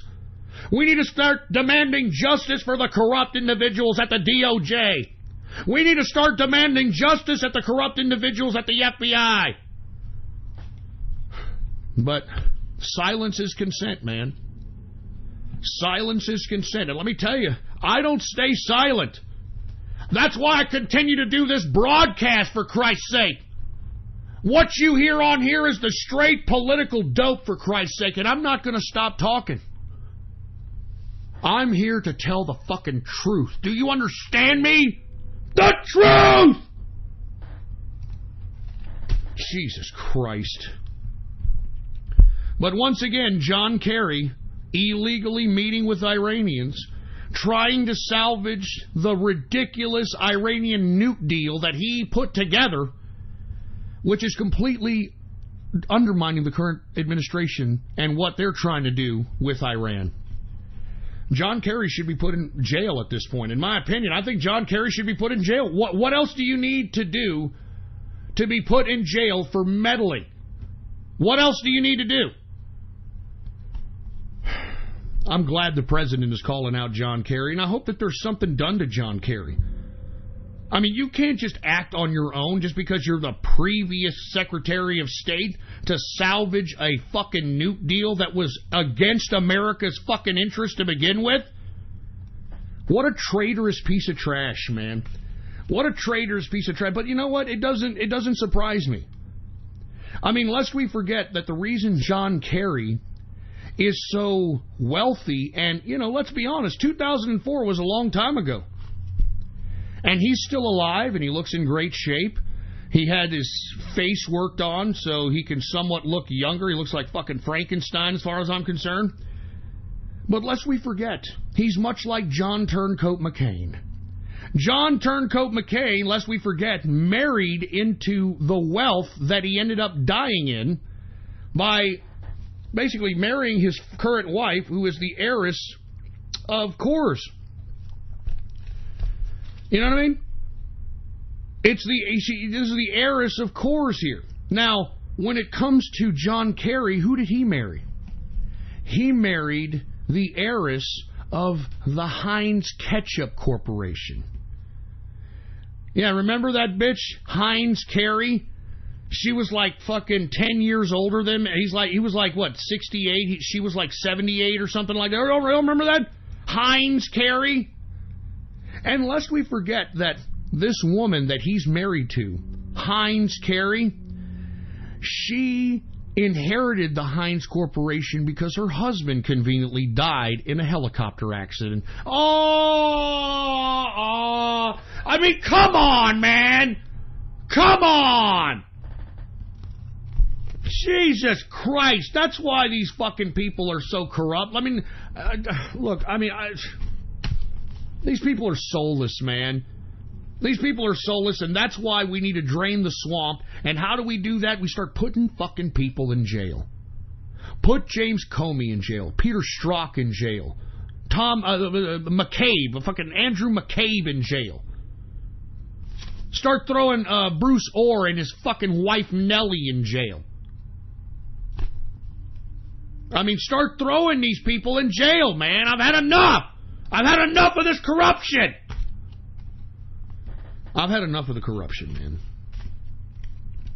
Anyway, let's move on. Let's talk a little bit about what's been going on here in the East Coast.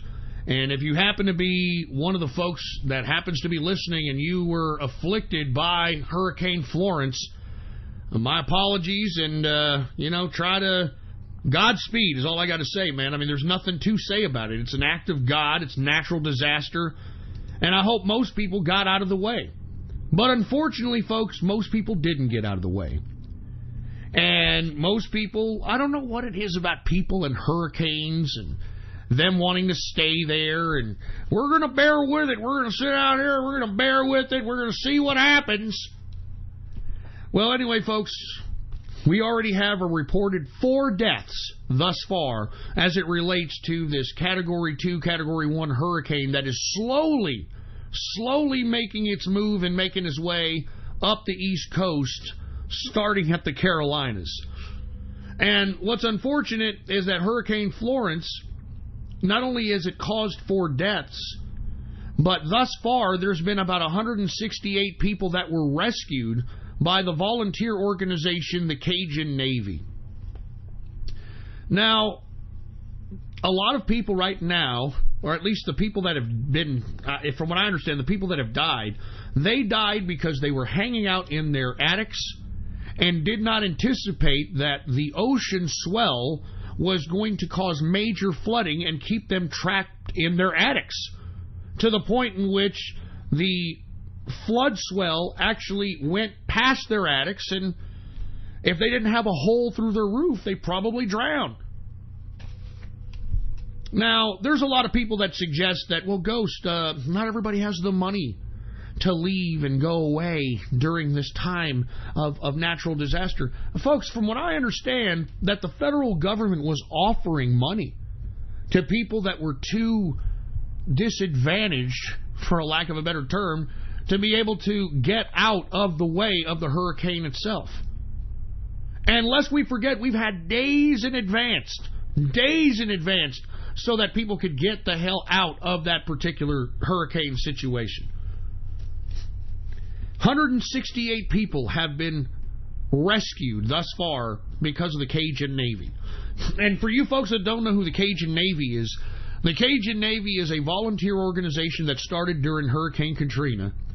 And what they do is they go, whenever there's hurricanes, they take it upon themselves to go out with their boats and attempt to save folks that happen to be trapped in flooded or precarious situations because of the hurricane. It's a great organization, and I'm glad that there's human beings that want to do things to that capacity to help fellow human beings. But in my personal opinion, folks, I mean, everybody knew that this was going to be a bad hurricane. And even if it wasn't, the amount of water, the amount of rain, the ocean swells, the surf, all this was going to be a factor. There was definitely going to be flooding. Anyway, I don't want to spend too much time on this particular subject matter, but I do want to say that those that got out of the way, Godspeed to you.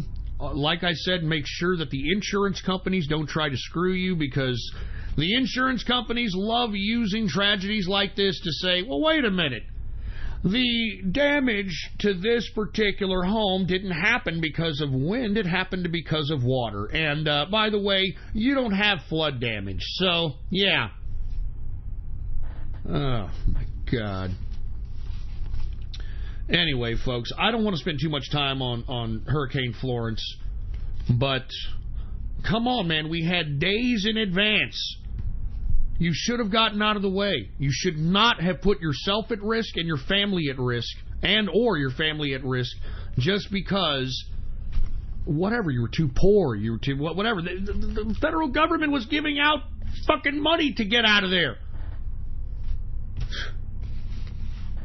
Anyway, you can only do so much, But anyway, I hope that everybody out there rebuilds and reconstructs, everything comes back to normal out there in the Carolinas. I know those are beautiful beaches out there, family-oriented beaches, etc. So, hope you guys Godspeed and speedy recovery, man. Anyway, another thing I want to talk about, let's go ahead and move on with the subject matter on this Baller Friday.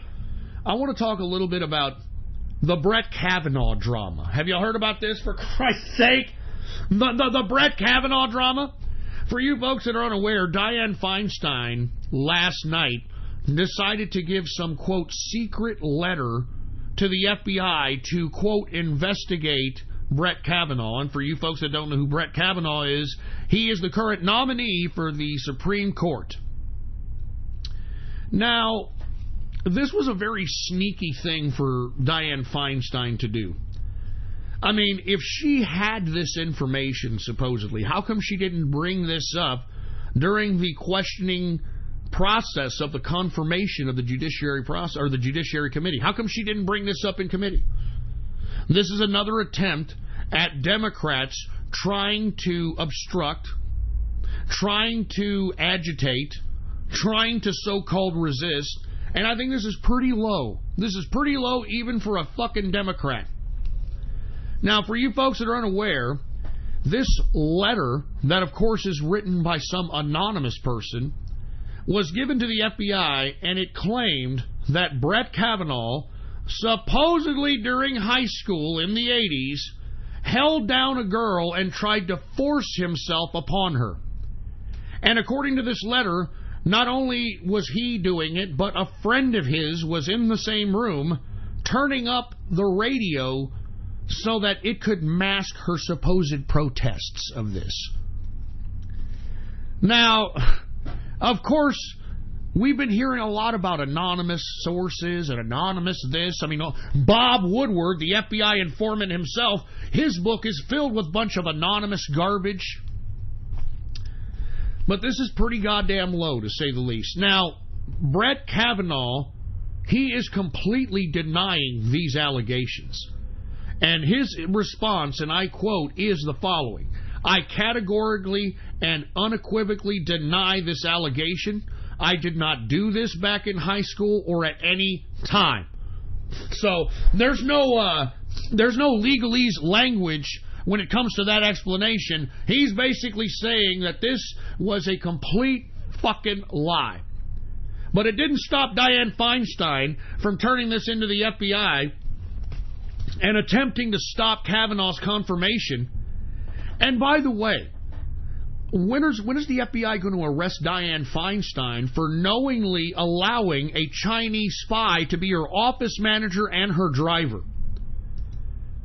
I mean, I talked about this a few weeks ago, folks. Dianne Feinstein had a Chinese spy as her office manager and her driver for years.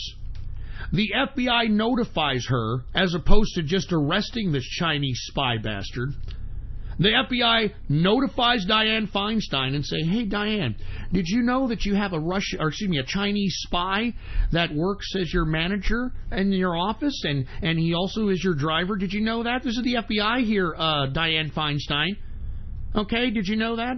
No, I didn't know that. Thank you, FBI. Okay, see you later. I mean, do you understand the double standard when it comes to investigating Democrats and Republicans? That's what the FBI did. They just called up Dianne Feinstein, all right, and just said, hey, you know you've got yourself a Chinese spy as your office manager and as your driver, right? Oh, really? I had no idea. I'm sorry. I didn't know. And you know what Feinstein did? Feinstein quietly allowed this Chinese spy that the FBI told her was a Chinese spy quietly allowed him to retire so he can collect government benefits. I mean, can you believe this shit? Why isn't Dianne Feinstein in fucking handcuffs and in a prison right now for this shit? I mean, if that isn't collusion, I don't know what is. Where's Robert Mueller when it comes to Dianne Feinstein? She knowingly allowed a Chinese spy to be her fucking office manager and her driver. And then allowed the son of a bitch to quietly quit so he can continue to collect benefits, for Christ's sake. This is the Democrats. This is the Democratic Party if you vote for it in 2018, for Christ's sake. A bunch of anti-American, criminalistic, corrupt pieces of trash. And I've always said that about the Democrats, folks. They don't care about American citizens. They don't care about law-abiding American citizens. They care more about illegal immigrants. They care more about criminals. And they care more about those trying to sexualize children. Haven't you noticed that? Oh, they love people that try to sexualize children. These fucking sick Democrats. But no.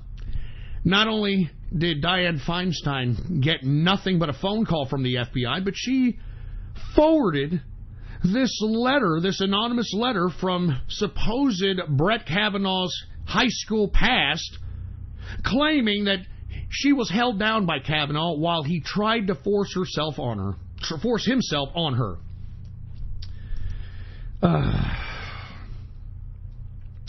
Anyway, amidst those allegations, folks, Brett Kavanaugh has 65 women defending his credibility. They're defending him as a man. I mean, amidst those allegations, 65 women who have worked with Kavanaugh, who have worked close with Kavanaugh, can say this is not this man. And not to mention, folks, from high school, I mean, I don't know. I thought that once you, even if you got into law trouble, like trouble with the law in high school and in middle school, I thought that was, sealed. I thought that, what you did before you were 18 is not a big deal. We're not going to hold that against you anymore. And the reason I say that, folks, is because a couple of elections ago out here in San Antonio, Texas, elected a district attorney by the name of, well, it doesn't really matter what his name was, all right? He's no longer going to be the DA because George Soros he had his candidate out here as the DA and pretty much beat this guy. So it doesn't matter. But either way, he was the DA, and this guy, as a DA, sold drugs as a teenager, and got busted for it. And not only did he get busted for dealing drugs as a teenager, he saw his brother get shot in gang shootings, okay? Now, this was all before he was 18, and because it was before he was 18 and they sealed his record, they didn't hold that against him, even though his opponent at the time tried to hold it against him, but they didn't hold it against him. I mean, I thought that, when you're under the age of 18, you're not in control of yourself. Even legally, you're not in control of yourself. Believe it or not, folks, until you are 18, you are the property of your parents. That's why you have no rights. That's why you have to listen to them. I mean, you are the property of your parents, folks. I mean, you are not an individual. That's why you can't sign a legitimate contract, a legal contract, when you're under the age of 18. Because you are a property of your parents. Your parents will have to sign that contract. And here we've got Dianne Feinstein sending an anonymous letter that supposedly depicts some sexual assault, even though the person that wrote it isn't even coming forward, about this supposed forcing upon herself, or forcing himself upon herself allegation. I'm telling you, this is the day and age of Me Too, man. All a bitch has to do is just come out and say, oh, he kind of a little rough with me, and he ripped my panties off, and then he told me, all right, now I'm going to give it to you, and then he spit in his hand, rubbed it on his crotch, and then penetrated my body. Jesus Christ. That's what most broad... Look, I'm not even going to go there. That's what got goddamn Norm Macdonald in trouble, so I'm not going to go there. But, I mean, come on, man. Enough of this Me Too crap. I mean, most of it is buyer's remorse. You know it, and I know it. All right? Most of this is women that made bad decisions in their lives and realized that they were a little too slutty for them to live with. I mean, they remember, oh my God, I can't believe I just bent my ass over and got done in the stairwell. Oh my God. I can't believe I gave that man oral copulation in that dirty back seat of that car. Oh no. I mean, that's what this is all about. Let's be honest. That's what the Me Too movement is all about, is women that feel ashamed of themselves, that they put themselves in a sexual situation that they just don't want to remember in their mind anymore. They want to continue to pretend that they're this delicate little flower that's got delicate little petals, and you got to, like, touch it delicately. And I mean, just shut the fuck up, man. In the day and age of 50 Shades of Grey, you're going to give me this bullshit? Huh? In this day and age of 50 Shades of Grey, you're going to give me this Me Too fucking bullshit? Huh? Jesus Christ, man. Anyway, folks, I'm just saying... Even though there's some allegations against Brett Kavanaugh, the chairman of the Senate Judiciary Committee, Chuck Grassley, said that this will not delay Kavanaugh's confirmation. Nope, not going to do it. Even though they tried to pull this Me Too stuff, it's not going to work. Chuck Grassley said that there is a committee vote on Brett Kavanaugh and his confirmation on September 20th. And according to Chuck Grassley, they hope to have Brett Kavanaugh confirmed by October 1st. And I'm telling you, the reason why the Democrats are so fucking scared about Brett Kavanaugh becoming a Supreme Court justice is because, let's be honest, if he's confirmed, we know that Ruth Bader Ginsburg is barely hanging on, for Christ's sake. I don't even know. This broad is obviously having blood transfusions of little children's blood to rejuvenate her body every fucking day, because I don't know what the hell is keeping this broad alive. I mean, she is one of the most decrepit, elderly geriatrics I have ever seen, and yet this woman still is giving... I mean, she's creating law with her opinions. I mean, Jesus Christ. Anyway, once she finally kicks the bucket, because it's going to happen, she's pretty fucking old. I mean, come on. But when she finally kicks the bucket, it is Republican conservative dominance in the judicial branch at the Supreme Court level. And I personally believe that a lot of these things that turned America upside down, I'm talking maybe abortion, I'm definitely talking gay marriage, I'm definitely talking all these other variants of law that were passed into law that us conservatives don't want in law anymore. You know? I mean, I'm not even joking around. I mean, we are tired of it, and I can't wait till the conservatives and the Republicans take control of the Supreme Court so we can overrule Roe v. Wade, so we can overrule gay marriage, so we can overrule all these goddamn pathetic laws that they shove down our throats that has turned America into the sick social wasteland that it currently is today. And this is where we're at, folks. This is why these Democrats are trying as hard as they can to try to prevent not just the Brett Kavanaugh confirmation to be Supreme Court, but anyone thereafter. All right? So once again, even though they're throwing these allegations at Brett Kavanaugh, even though Miss Dianne Feinstein, the Chinese spy lover herself, even though she tried to submit this anonymous letter to the FBI, It's not going to stop. It's not going to delay the confirmation. Once again, the Judiciary Committee vote is scheduled for September 20th, and they hope to confirm Brett Kavanaugh by October 1st. Unbelievable, baby. Woo! Oh, man, I'm loving this. I'm loving this, man, because I can see a little bit of light at the end of the tunnel. You know, I can see a little light at the end of the tunnel. I'm not even kidding.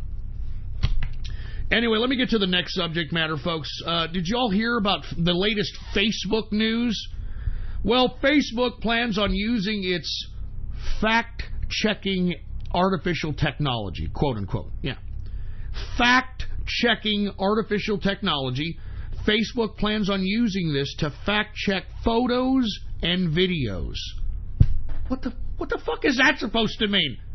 How the hell is an AI, an artificial intelligence algorithm, how is it going to fact check a fucking photo or a video? What the hell does that mean? Now, I'm assuming it has a lot to do with the fact that Facebook doesn't want anyone to use, quote, copyright material in an attempt to try to meme a public figure. This is exactly what's going on right now in the EU, folks. In the EU and the European Union, they have implemented some draconian copyright laws in an attempt to try to prevent memeing from actually being a reality anymore. You know? I'm not even kidding around. I mean, this is what's happening in the EU. If you are a European Union member and you decide that you're going to meme, and that meme is traced back to you, you could be put in jail for memeing.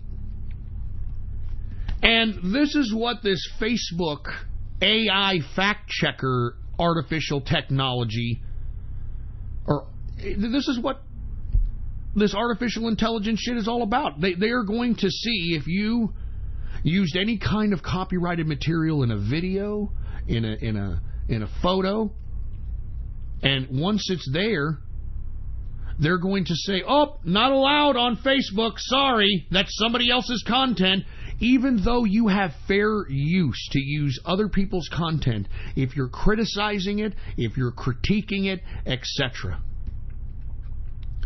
So once again, folks, Facebook never ceases to amaze me with its fucking totalitarian technology. Once again, Facebook plans on using its fact-checking artificial intelligence algorithm to fact-check photos and videos.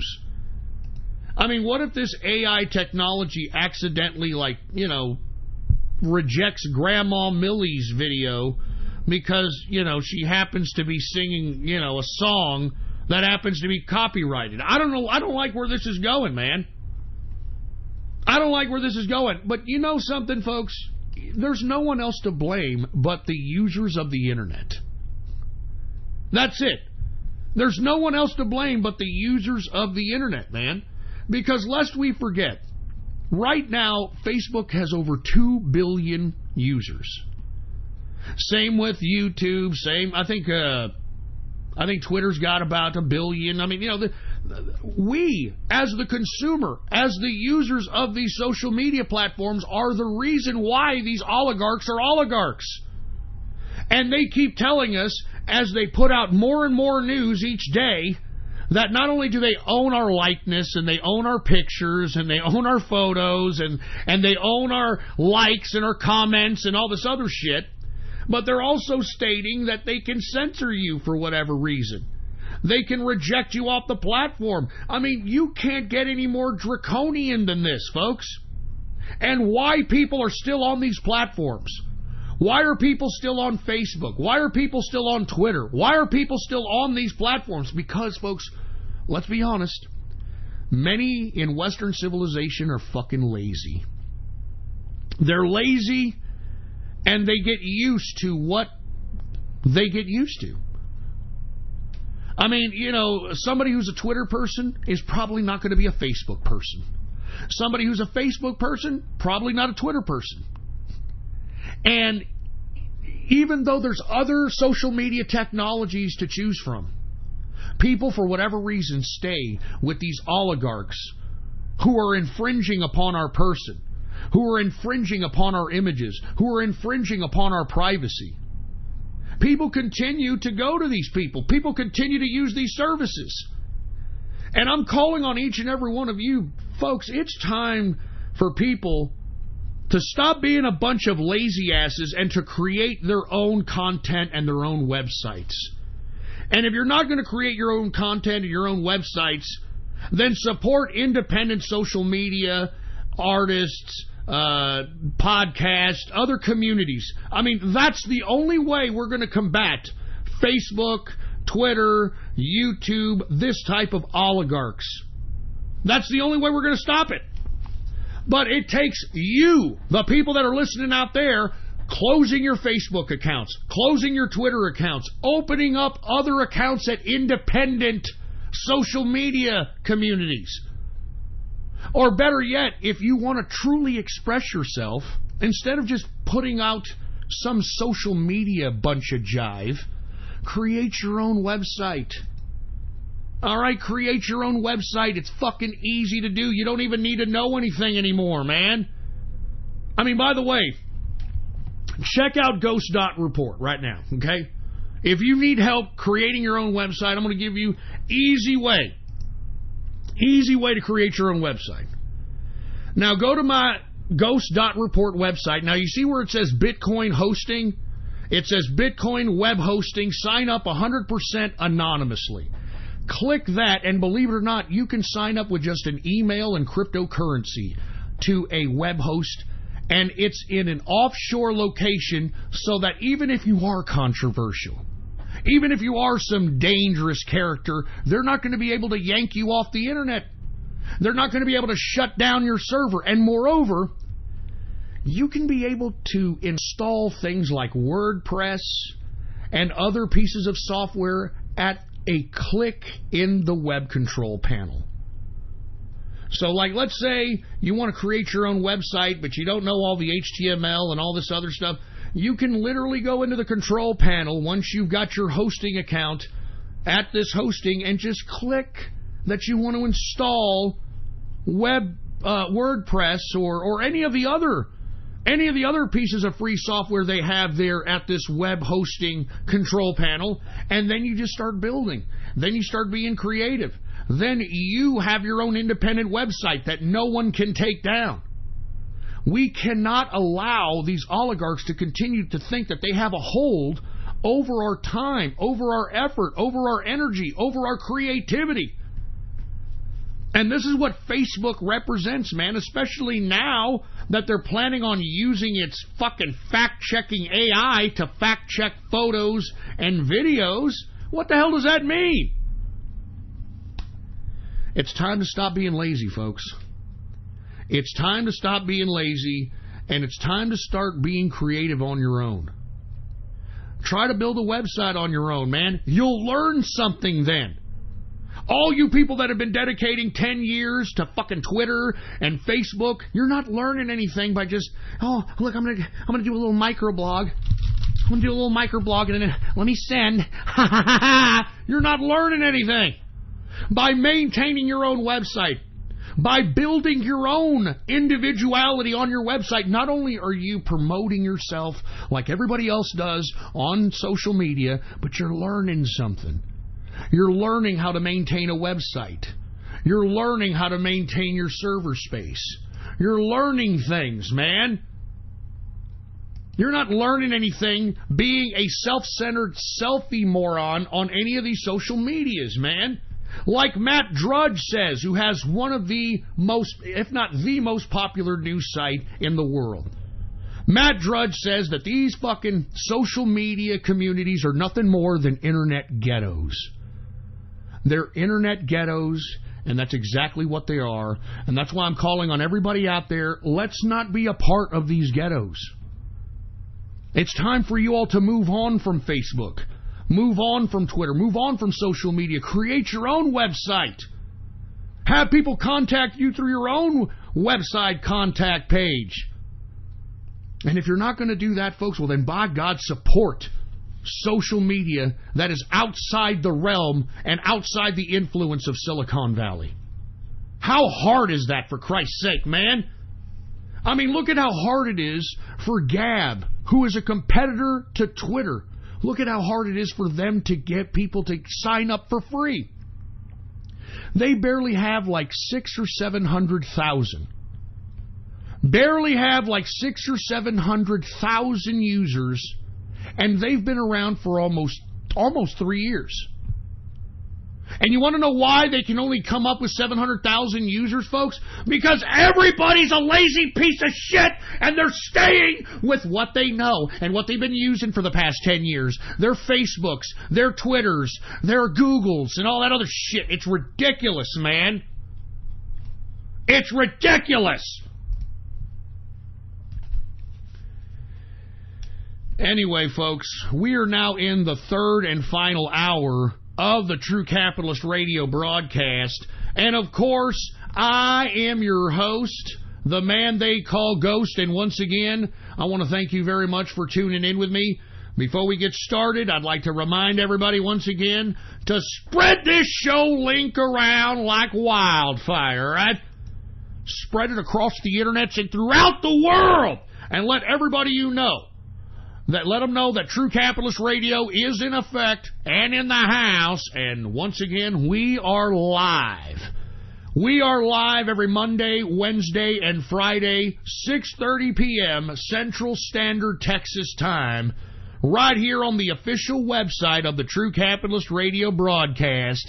And once again, I love being independent now. Type this in your browser, add this to your bookmarks, add this to your favorites, the following, ghost.report. All right, that's as simple as that. That's the official website of the True Capitalist Radio broadcast, ghost.report.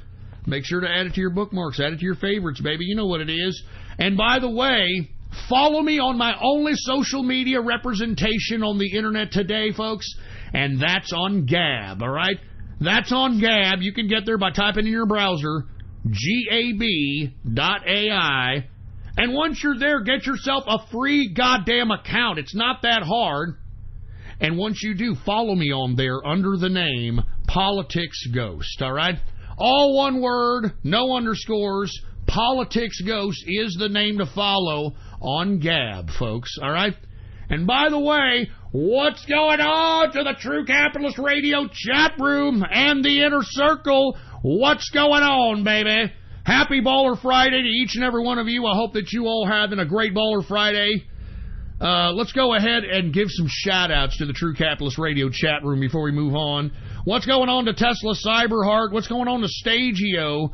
Prince in the house. Pepe the Frog. Nat. Metaform, my bad. What's up, Metaform? How you doing, man? Man Bear Pig, Insane Energy, Hoodie in the place, Distilling in the house, Capitalist America in the house, BP in the house.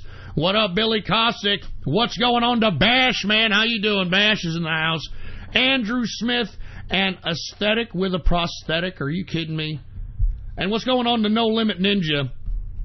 What's going on to Curly McWhirly while we're at it?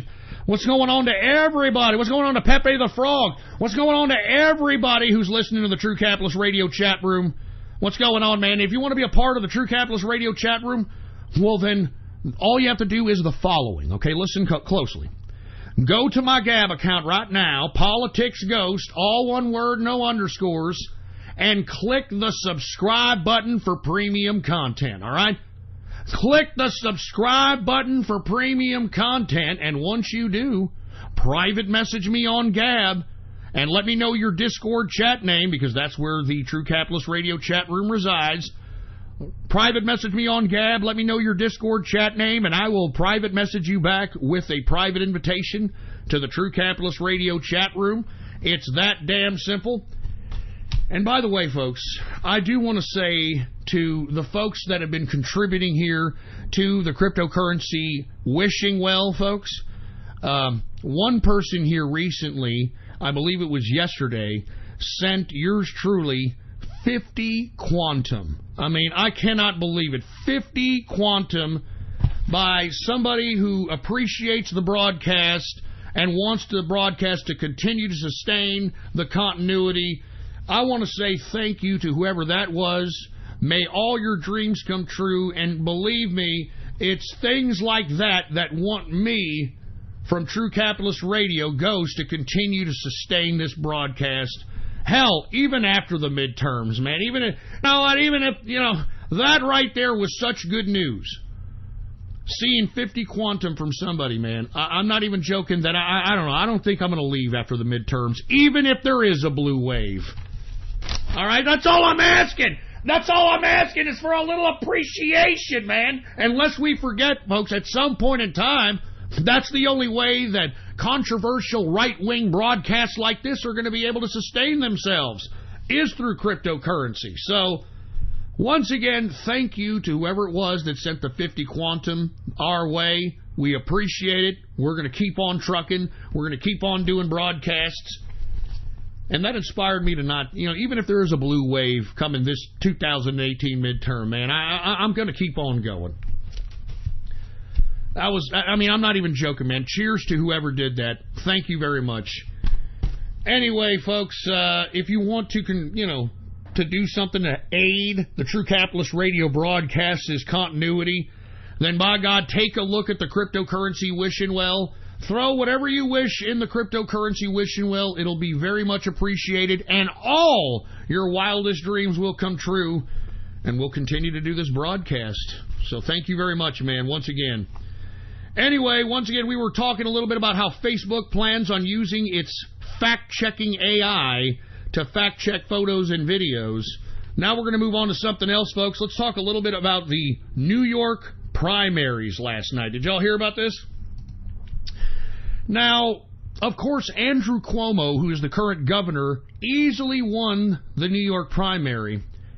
Now, the reason I'm bringing this up, folks, is because we had somebody running against him. Her name is Cynthia Nixon, okay? Now, she claims that she's a socialist. She claims that she's some Bernie Sanders-esque type of a personality, etc. But lest we forget, folks, that Cynthia Nixon, and she also claims to be a feminist. Let me go ahead and reassert that. Cynthia Nixon also claims to be a feminist, and yet Cynthia Nixon was one of the characters in the slutty dish rag whore of a show called Sex in the City. Now, how can somebody as hypocritical as this run for office and be so fucking shameless and go out there and claim that they're this big fucking feminist and they care about women's rights and respect and all this other garbage when she was out there promoting whoredom? Because that's what that fucking Sex in the City was. It was promoting women being loosey whore bags and hopping around from cock to cock to cock. I mean, am I wrong? Am I wrong that that's not what Sex in the City was all about? And now you've got one of these actresses out here claiming to be a feminist, claiming to be a fucking socialist, out here trying to get on her fucking soapbox as if she's something of virtue? I can't believe these hypocrites like this run for office and are completely shameless. Completely shameless. And the reason I bring up Cynthia Nixon, because wasn't this the broad on Sex in the City that ended up getting impregnated by her bartender? Huh? I mean, and not to mention, folks, this is what they were trying to pass off as women doing their own independent thing. This was Sex in the City. Cynthia Nixon's character was not only impregnated by her bartender, even though she was some bigwig and the city. That's what the whole point of the show was, with all these bras were some big-time corporate moguls in the city. And most of her story, Cynthia Nixon's story in the Sex in the City, was about her being pregnant by her bartender and whether or not she was going to keep it. Now, in the show, believe it or not, the bartender that impregnated Cynthia Nixon's character had only one testicle because he had testicular cancer. So they dedicated a few shows on Cynthia Nixon contemplating whether or not she should get rid of it, and the bartender begging her, please don't get rid of it. I've got one ball, and I produced a kid. I've got one ball and I produced it, kid. Don't abort it, please. And that's what this bitch's story was.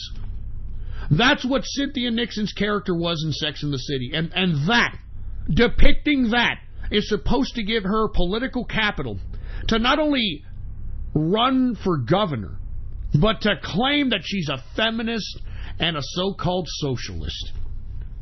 Oh, my God. Let me tell you something, Cynthia Nixon. You are a fucking hypocritical, feminist, muff-diving piece of trash. And your life and the way you think is the same way you tried to explain how universal health care was going to be funded under your tenure. It just is. It'll just work.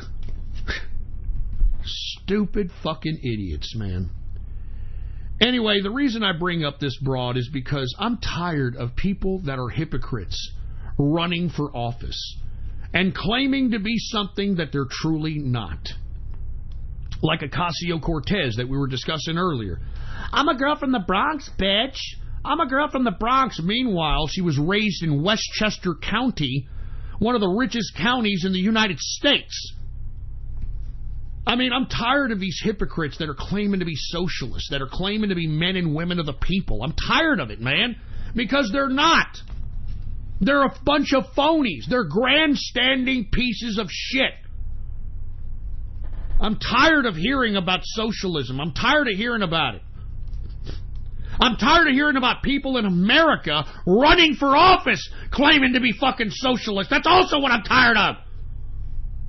Why is it that socialists feel so comfortable in America that they can come out and run for office? I mean, folks, we should be making the political landscape so uncomfortable for socialists that they wouldn't dare come out publicly and run for office. They wouldn't dare. But because they have no fear, because there's a pretty good part of the lazy population, of course the millennials, let's be honest, the millennials, they all want to be socialist. Why? Because what did I tell you about millennials at the beginning of the broadcast? They're all a bunch of lazy pricks that think that they're the greatest thing since sliced bread. They got egos the size of skyscrapers, yet they're fucking dumber than a sack of wet mice. And that's pretty hard to break from, you know? I mean, they're already pretty old. Most millennials, most millennials are in the ages of late 20s to their late 30s. I mean, half their life is already gone and they haven't even done shit with their lives. And why is that, folks? Because they don't want to do shit. They want the most easiest route possible, doing absolutely nothing with the maximum amount of material benefits. That's it. And this is what millennials are all about. That's why all these millennials are all, oh, I like socialism. And you want to know why they like socialism? Not because they care about the collective. Because they care about what they are going to get. Because they want free college. They want free food stamps. They want free welfare. Not for the collective. And you see, you dumbasses don't understand that when you promote socialism and communism, it's not about you, you dumb shit. It's about the collective. And guess what? If you are no contribution to the collective, then you are allowed to die. That's the dialectic material philosophy of communists. That's why communists have killed so many people. I mean, do you understand that, right? I mean, people just think communists are killing people for no reason. No, they're not killing people for no reason. They're killing people of their own people because they are of no use to the collective. And that's why the Chinese, the Russians, the Vietnamese, the Cambodia, I mean, every communist model, they have killed massive amounts of people in the millions. And the reason is because those people are of no use of the collective. And that's what you dumbasses in socialism and communism don't understand. You think that just because you exist, okay? Just because you exist, for Christ's sake, that you are going to be taken care of by the state, you know? I mean, come on, for Christ's sake, man. You've got to be joking.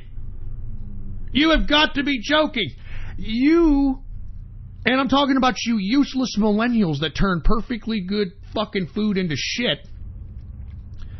You would be put to death in a communist and socialist society because you have no knowledge, you're too lazy to work hard labor, and you sure as hell won't do the job that the state forces you to do. So you'd be much like what happens to most communists. You'd be purged off of the goddamn society. And that's what you people don't understand. You know, what do capitalists poor or those that don't contribute to a capitalist society, where do they end up? They end up in ghettos, in Mexican barrios, and in trailer parks, drinking and fucking and doing whatever the hell they want to with subsidies coming out their ass. And yet this, for whatever reason, this is somewhat a bad alternative to communism. Good God. I'm telling you. And this is why we have so many socialists. Fucking lazy-ass millennials, man. Lazy-ass millennials who haven't accomplished anything, and they're in their mid to late 30s. Haven't done anything. Nothing to their name. Haven't even tried to open up a business or tried to run for something or tried to attain some kind of career or tried to take over some institution of authority. Nothing. So give me a goddamn break. And you know what? Speaking of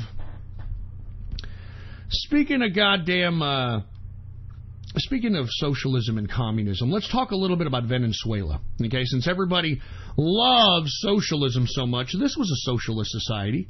Now, why is Venezuela in a bad situation? How come it can't feed its people? How come it can't clothe its people? How come it can't properly facilitate health care to its people? Because the central government, which is what you as the individual will relinquish to the state, because you don't have individualism anymore under communism or socialism. You give all that to the state. The state, under the socialist regime of Hugo Chavez, now Nicolas Maduro, they planned the economy when barrels of oil were over $100 a barrel of oil. And these dumbass central planners thought that, hey, let's go ahead and plan the future of our society based upon these prices of oil. And folks, once oil started going down, when it's what, $29 a barrel in fall of 2015, y'all remember that? Y'all remember that? Fall of 2015 went down to $29 a barrel. The barrel was worth more than the oil at the time. And who do you think hurt the most because of that miscalculation? Well, you're looking at it. The Venezuelans. The Venezuelan people that voted in this collective crap.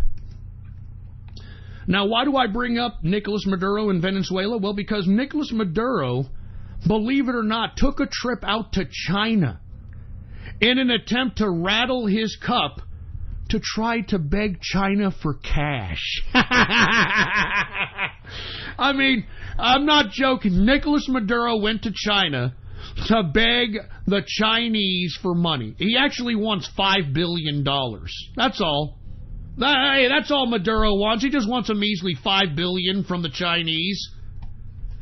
I can't even... You know what? Maduro, not only is he going to the Chinese in an attempt to rattle his cup for some more money, Maduro is so desperate for cash. I'm talking about Venezuela's leader. So desperate for cash that he's threatening to sue his neighbors. I'm talking about the neighboring countries next to Venezuela. He is threatening to sue Colombia, Ecuador, and Peru. Colombia, Ecuador, and Peru. Now, on what grounds is Nicolas Maduro going to be suing his neighbors? Obviously he's going to go to the World Court or something to that capacity. I don't know where the hell he's going to sue these countries. But the reason that he's threatening to sue Colombia, Ecuador, and Peru is because he's claiming that he wants punitive damages. The country of Venezuela wants punitive damages for Colombia, Ecuador, and Peru's xenophobia of Venezuelan migrants.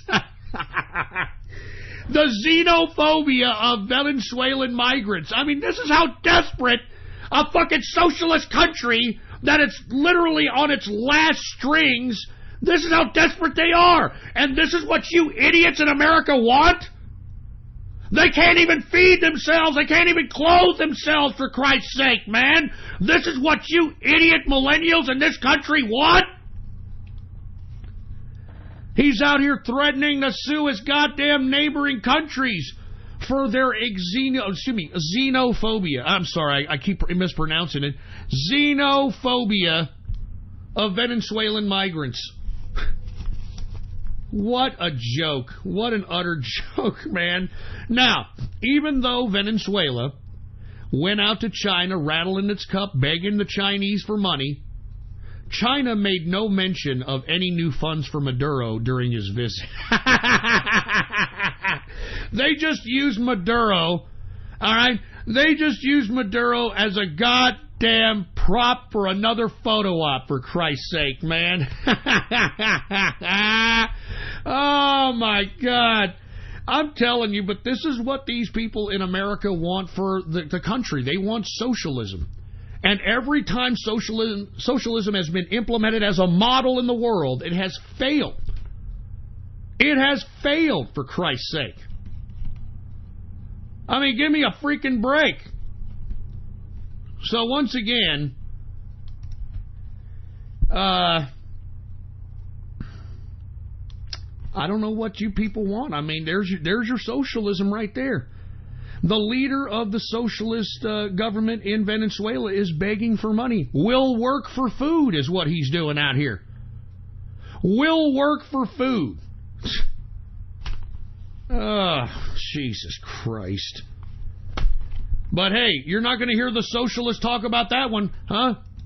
I mean, did you remember when Bernie Sanders was asked about Venezuela and about, the food lines that they were having in Venezuela? You remember what Uncle Bernie said? Hey, I'm Uncle Bernie, and I'm going to tell you that at least they've got food lines in Venezuela. There's nothing wrong with waiting for food in food lines. At least they have food lines instead of going hungry here in America. I'm not even fucking joking. That's what he said. It's better to have food lines than to go starving here in America.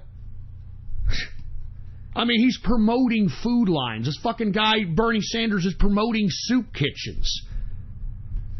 And that's what you idiots want, for Christ's sake. Jesus Christ. Anyway, let me move on here, all right? Let's talk a little bit about some good news on the international circuit out here. Did you hear that North and South Korea have opened up a 24-hour, 7-day-a-week liaison office at the DMZ area so that they can be talking 24 hours a day about a potential peace process? And folks, why isn't this covered more on the mainstream media, for Christ's sake? I mean, why isn't this covered on the mainstream media?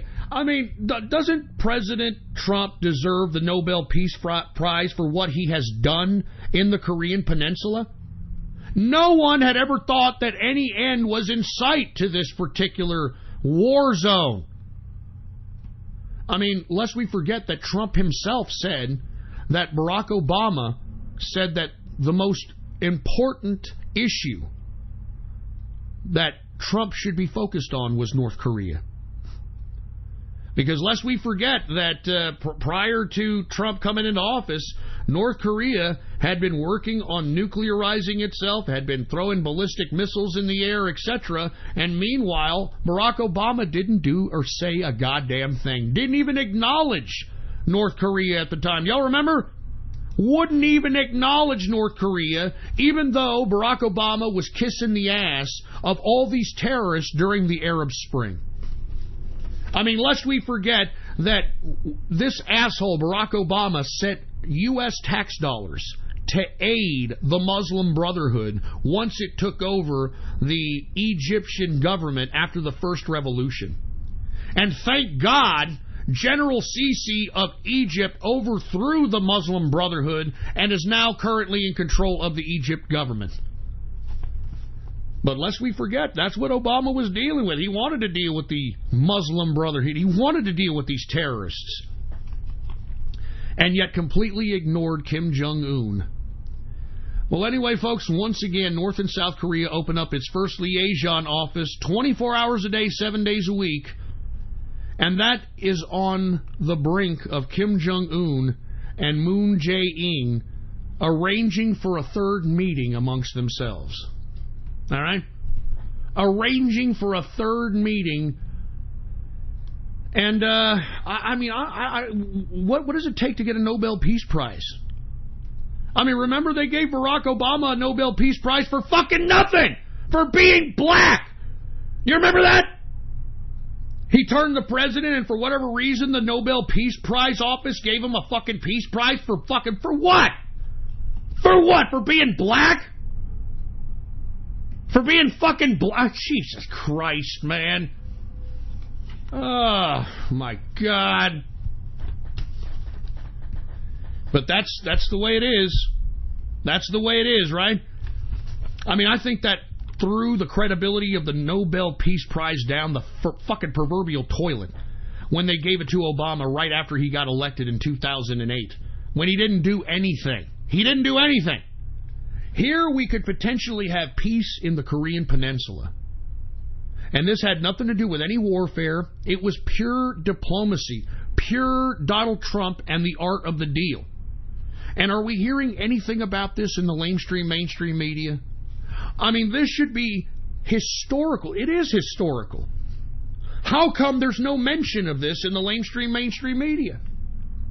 And why isn't? I'll explain it to you, folks, because the mainstream media isn't informing you about anything.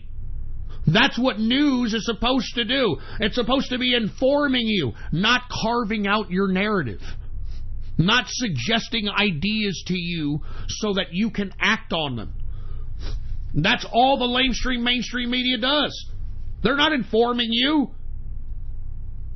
They're telling you about, a porn star slept with a president. Oh, my God. Jesus Christ.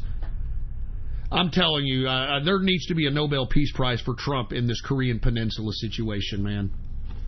And once again, Kim Jong-un recently had delivered a letter to Donald Trump himself stating that he wants to denuclearize before the Trump administration's over.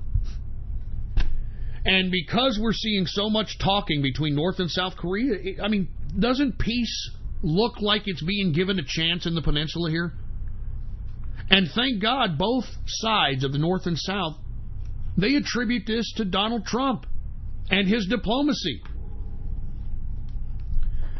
So once again, folks, I'm sick and tired of this mainstream media just bashing my president, not highlighting the historical diplomatic moments that should be emphasized not just in the mainstream media, but also by the Nobel Foundation. I'm telling you, if they don't give Donald Trump a fucking Nobel Peace Prize, then we all know that Nobel was a piece of shit. I've always said it was. I mean, don't you find it ironic that Nobel is named after a man named Alfred Nobel? Now, how did Alfred Nobel make his money? He invented dynamite! Alfred Nobel, the fucking name of the Nobel Peace Prize, Alfred Nobel invented dynamite. I mean, he blew up half the goddamn world, and yet he's got a Peace Prize named after him, for Christ's sake? Give me a break, man!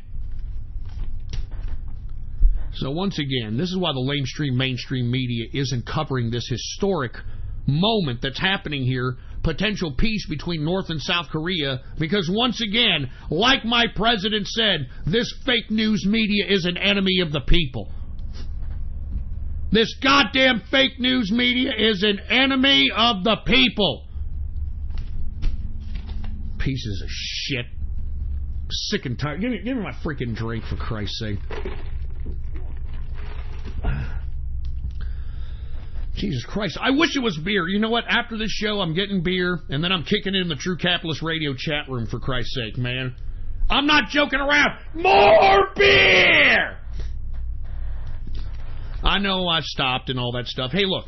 At least I'm not drinking every day anymore. I'm limiting it a little bit there, all right? All right, don't worry about it. I'm a grown-ass man. Everything will be all right. Anyway, let's talk about another subject matter, folks. Let's talk a little bit about Syria. Now, I told you on Wednesday that the Russians, Iranians, and Bashar al-Assad Syrian troops were preparing an all-out assault on the Idlib province. And I told you that the president was talking rather stern about this particular assault on the Idlib province, but basically suggested that, look, I'm going to turn the other way so long as that there is no chemical weapons being dispensed in the Idlib assault. Now, for whatever reason, maybe it's because Donald Trump has nuts the size of grapefruits and they're slapping upside Russia and Iran and Bashar al-Assad's chin, but the assault on Idlib province has yet to begin. They have yet to assault the Idlib province. Yet to assault. They have yet to assault it. And if you want to know why that is, folks, because not only is Trump some big badass, not only is Trump somebody to respect on the world stage, but now Turkey. You remember our good friends Turkey? You know how Donald Trump has been flexing nuts at Turkey? Throwing sanctions on Turkey? Turkey going through a very economic precarious situation in its country? Well, guess what? Turkey decided to deploy troops close to its border, preventing and scaring off the assault from Russia, Iran, and Bashar al-Assad in the Idlib province. So all of a sudden, Turkey, who was once working for Russia in the Syrian region, is now kind of stopping Russia in its attempt on assaulting the Idlib province. Now, why is Turkey doing this? Well, folks, what did I just tell you about the sanctions that were thrown on Turkey? And those sanctions aided the economic despair that's currently going on in that country. And because there's no easy fix to this solution other than playing ball with America, I think that you've got Erdogan, the head of state in Turkey, actually attempting to make nice with the United States by, I mean, look, it shocked the hell out of the Russians and the Iranians and Bashar al-Assad's troops that there are Turkish troops at the border. And the Russians and the Iranians and Bashar al-Assad's Syrian troops, they don't know what the hell to think. They don't know what the hell's going on. So, once again, we were talking about this pending assault. We were talking about this pending assault on the Idlib province. Didn't happen. All right? Didn't happen. Now, we should keep our eye on this because something's going to happen in this region. Right now, we're in a multiple Mexican standoff in Syria. Now that Turkey has put more troops at its borders, it's basically Turkey having a gun at Russia, Iran, and Bashar al-Assad, and basically put down the gun that he had to us and putting it down on the table. So we've got a Mexican standoff out here, and it's a very interesting situation in Syria. And like I told you, folks, if you want my opinion, I think that the President Trump, is trying to lure Russia into a quagmire situation in Syria. And if you want my opinion, I think that Vladimir Putin is taking the bait on this. I mean, look at how much he has invested in Syria. Look at all the troops he has there, the military armaments, the backing up of Iran, the backing up of Bashar al-Assad. That's a lot of investment. For what? I mean, what is Russia gaining out of this? I don't think it's gaining anything, to be honest with you, but, you know, so long as Russia continues its belligerency in Syria, I believe that's what Trump wants Vladimir Putin to do. I believe Trump wants Vladimir Putin to go in and not only attack the Idlib province, but once he attacks Idlib, and we all know how Russians attack a certain province. I mean, they're ruthless. They're bloodthirsty. There are going to be a lot of atrocities. And if you want my opinion, I think that's what Trump wants, specifically when it comes to the Sunni Islam element that is predominant within the Idlib province that's fighting in there right now. And once the Russians and Bashar al-Assad and the Iranians go in there, it's just going to add more fodder for the pending war that the United States is trying to gather between Saudi Arabia and Iran. Because that's the new Middle Eastern foreign policy. I've been saying it, folks. And this is what you're seeing. Now, why would we want Russia to be in a quagmire in Syria? Because we are going to send our jihadist assets to them. We're already starting. Remember, a couple of weeks ago, there was a bombing in Chechnya, of all places, and ISIS claimed responsibility. Lest we forget, we have a new diplomatic approach to the Taliban. We've opened diplomatic relations with Pakistan. We've signed military agreements with India. I mean, this is all to neutralize China and Russia. And believe me, they're feeling the pressure. They're feeling the heat. I mean, lest we forget that today, Russia, Vladimir Putin, he was having war games in the Baltic Sea. I mean, he was sitting back in the Baltic Sea while his Russian army was playing war games, and he was sitting back behind binoculars. Why is he playing war games, folks? Because he knows what's going on here. He knows what's going on here. So, once again, folks, the supposed attack on Idlib province that was being threatened by Russia, Iran, and Bashar al-Assad on Wednesday did not happen. And it's because not only the United States' warnings, but also the reinforcements that were deployed by Turkey. Now, what's Turkey going to do? Who knows, baby? Who knows? But keep your eyes on Syria, because something's going to happen. I mean, you know, is Turkey going to go on our side? Is Turkey going to double-cross and go on their side? It doesn't seem like Turkey is going to want to go on the side of Iran, Russia, and Bashar al-Assad, because Erdogan's Turkey wants Bashar al-Assad removed from power. You understand? I mean, he's already made it vocal that Turkey's Erdogan wants Bashar al-Assad removed from power in Syria. So this is a very interesting situation in Syria. Keep your eye on it, especially the Idlib province, folks. All right.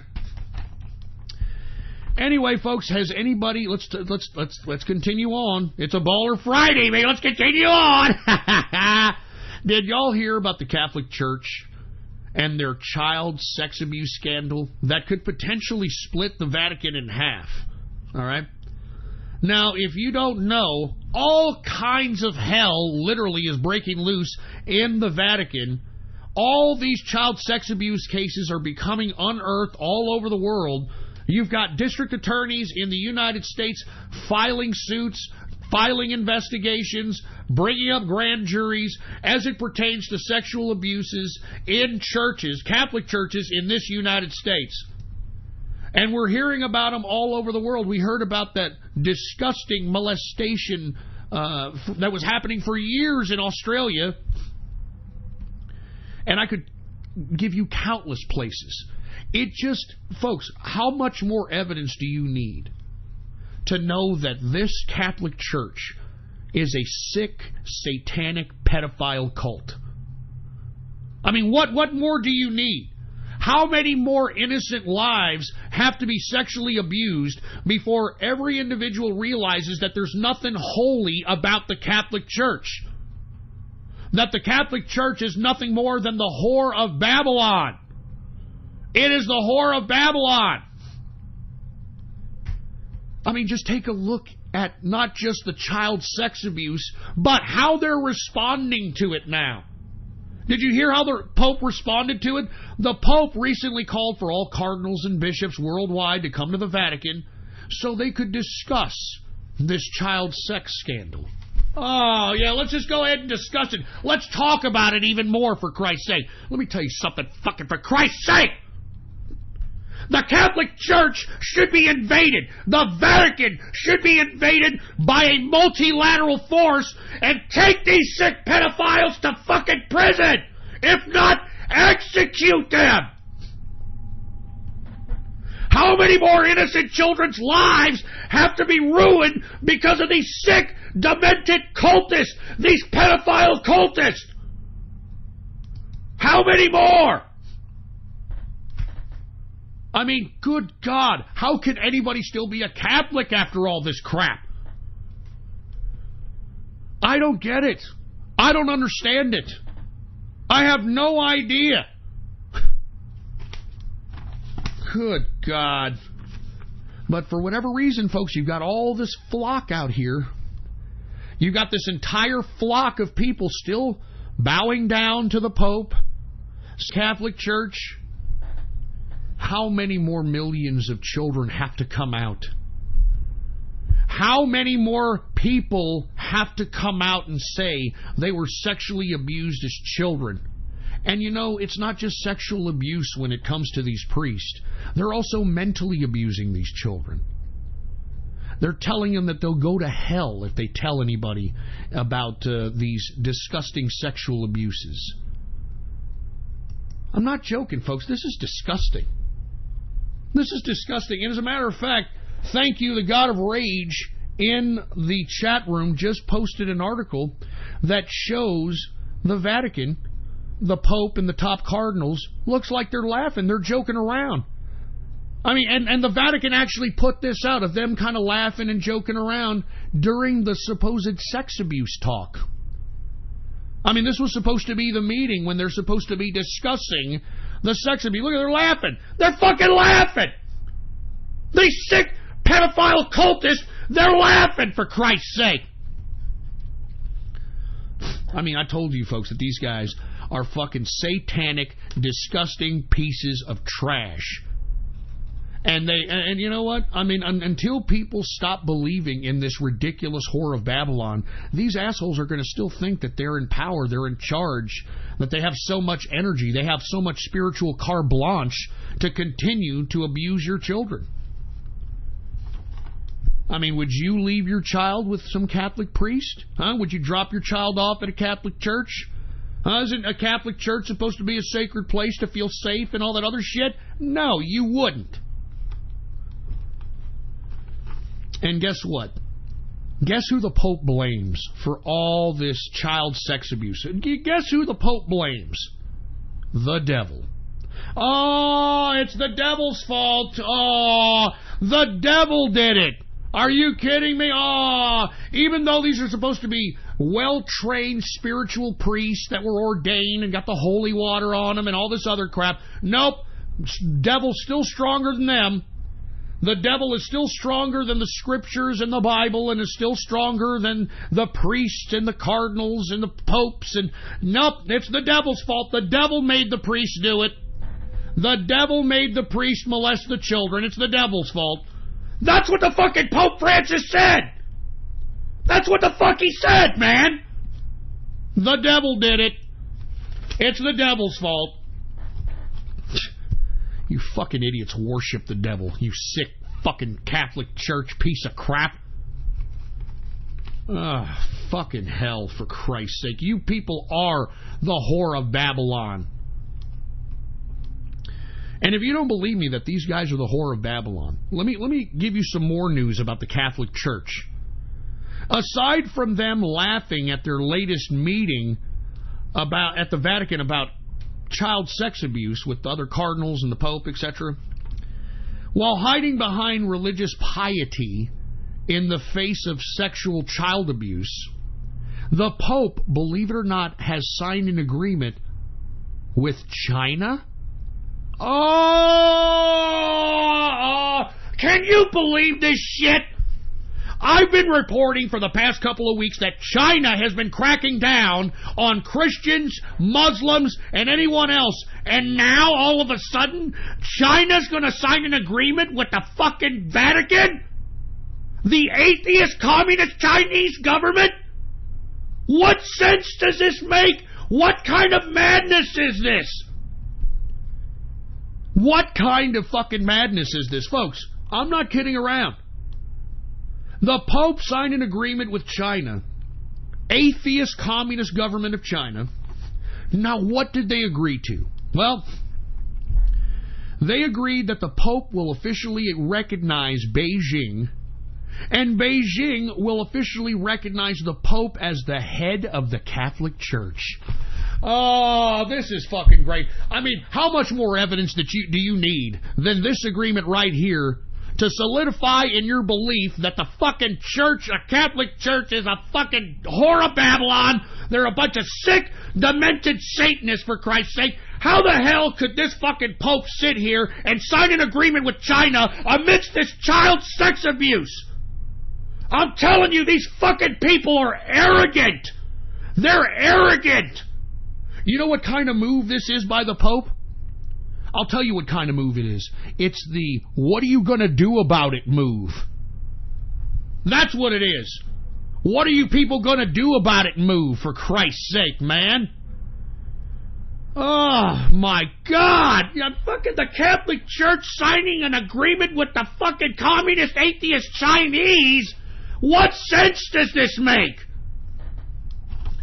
And not only does the Pope have to officially recognize Beijing, and Beijing recognize the Pope as the head of the Catholic Church, but now the Pope also has to recognize the 7 excommunicated Chinese bishops who were appointed by the communist government themselves.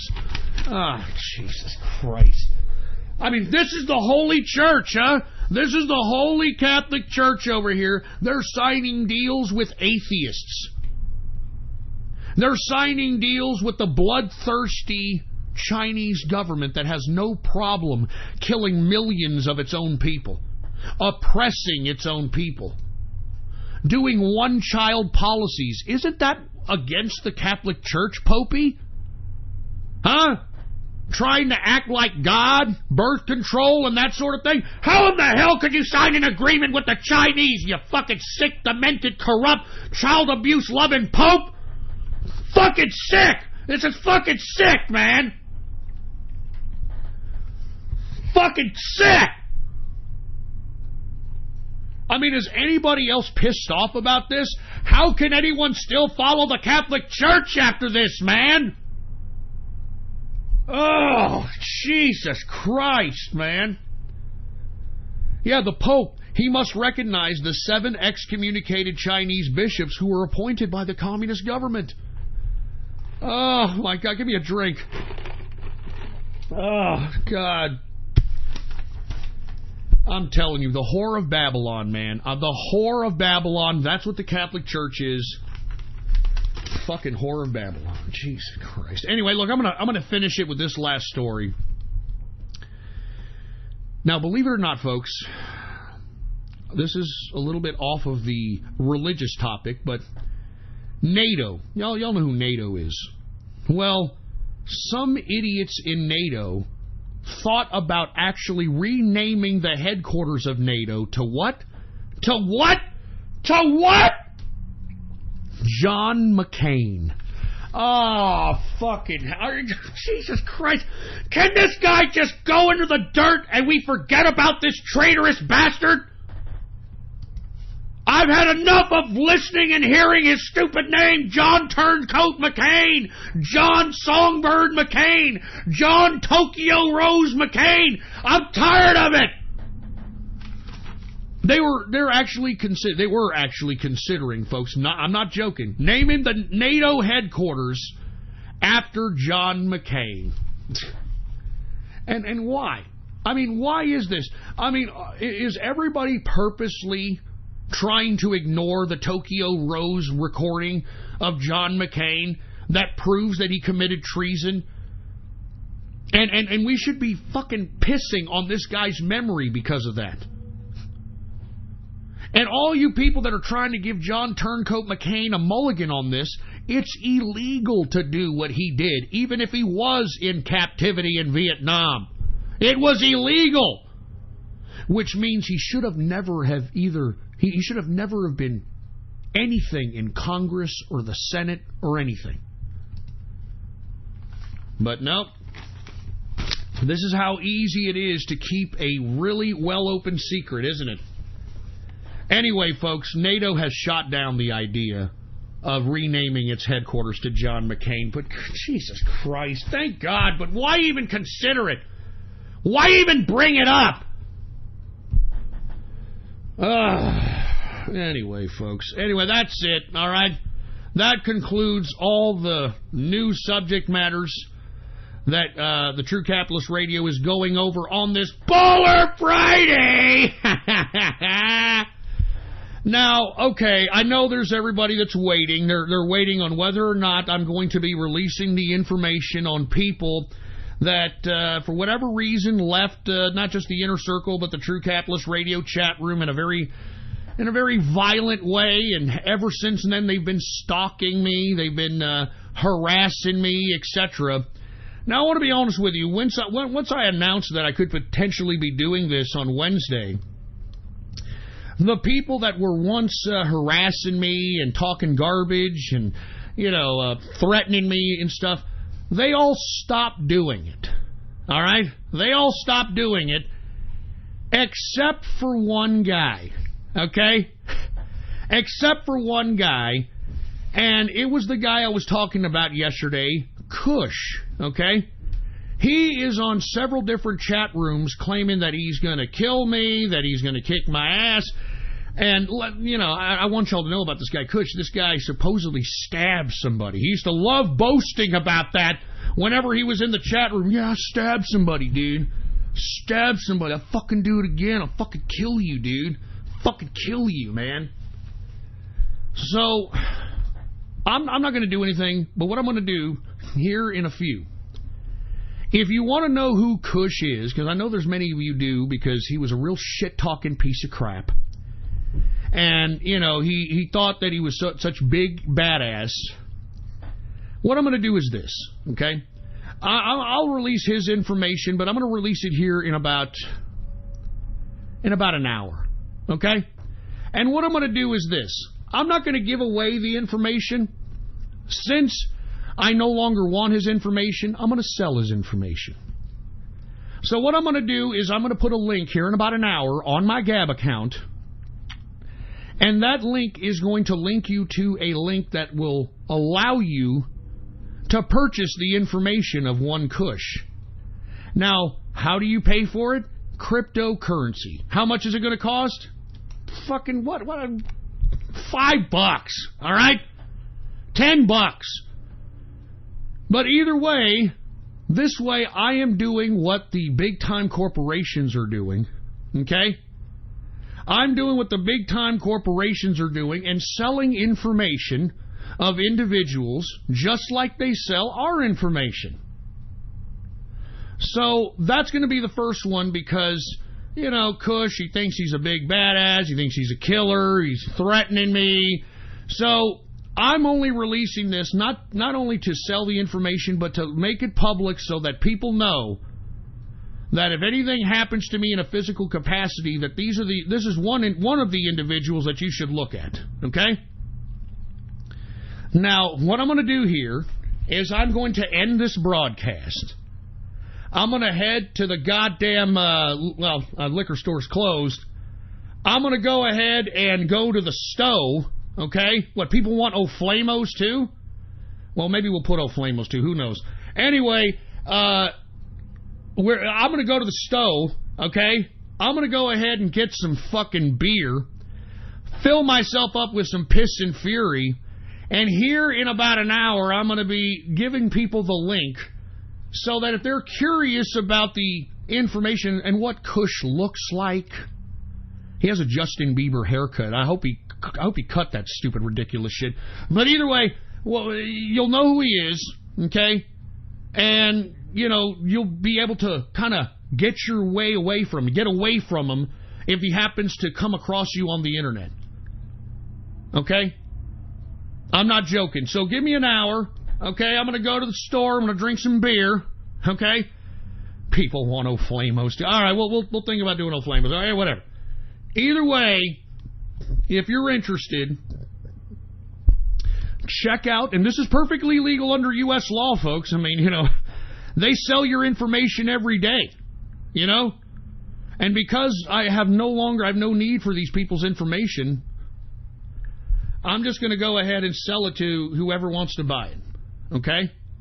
I'm going to go ahead and sell it to whoever wants to buy it. I'm going to give a link, and what you'll do is it'll say, hey, you want the information? It'll cost you this much. It's going to be cryptocurrency, okay?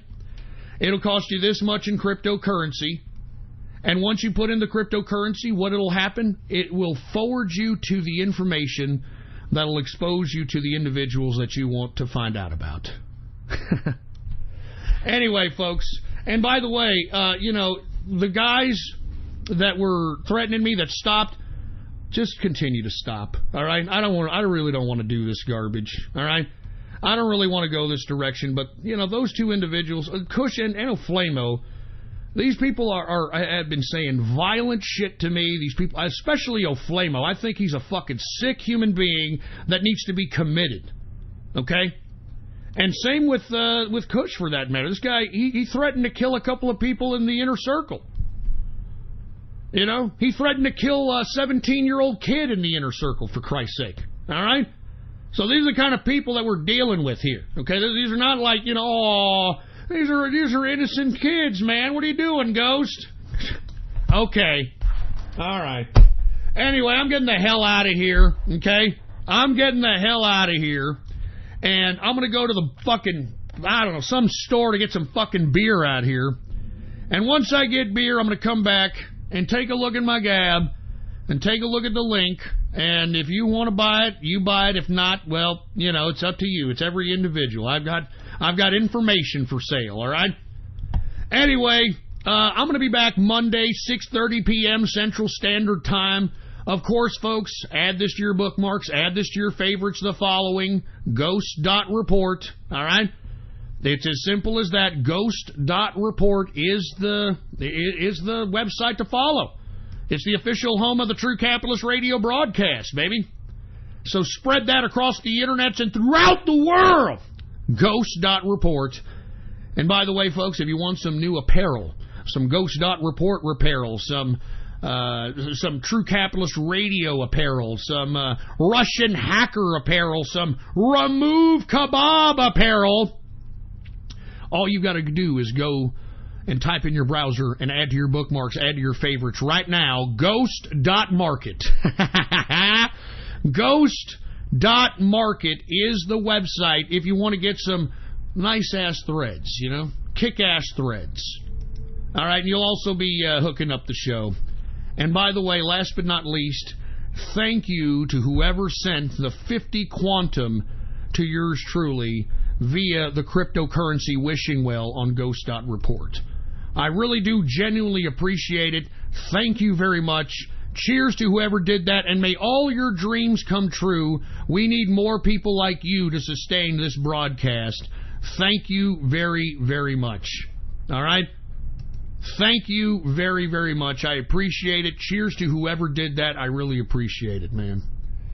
Anyway, folks, I'm going to enjoy my Baller Friday. I'm going to the store. I'm going to get me some beer. And when I come back, all right, if I come back, just watch, all right?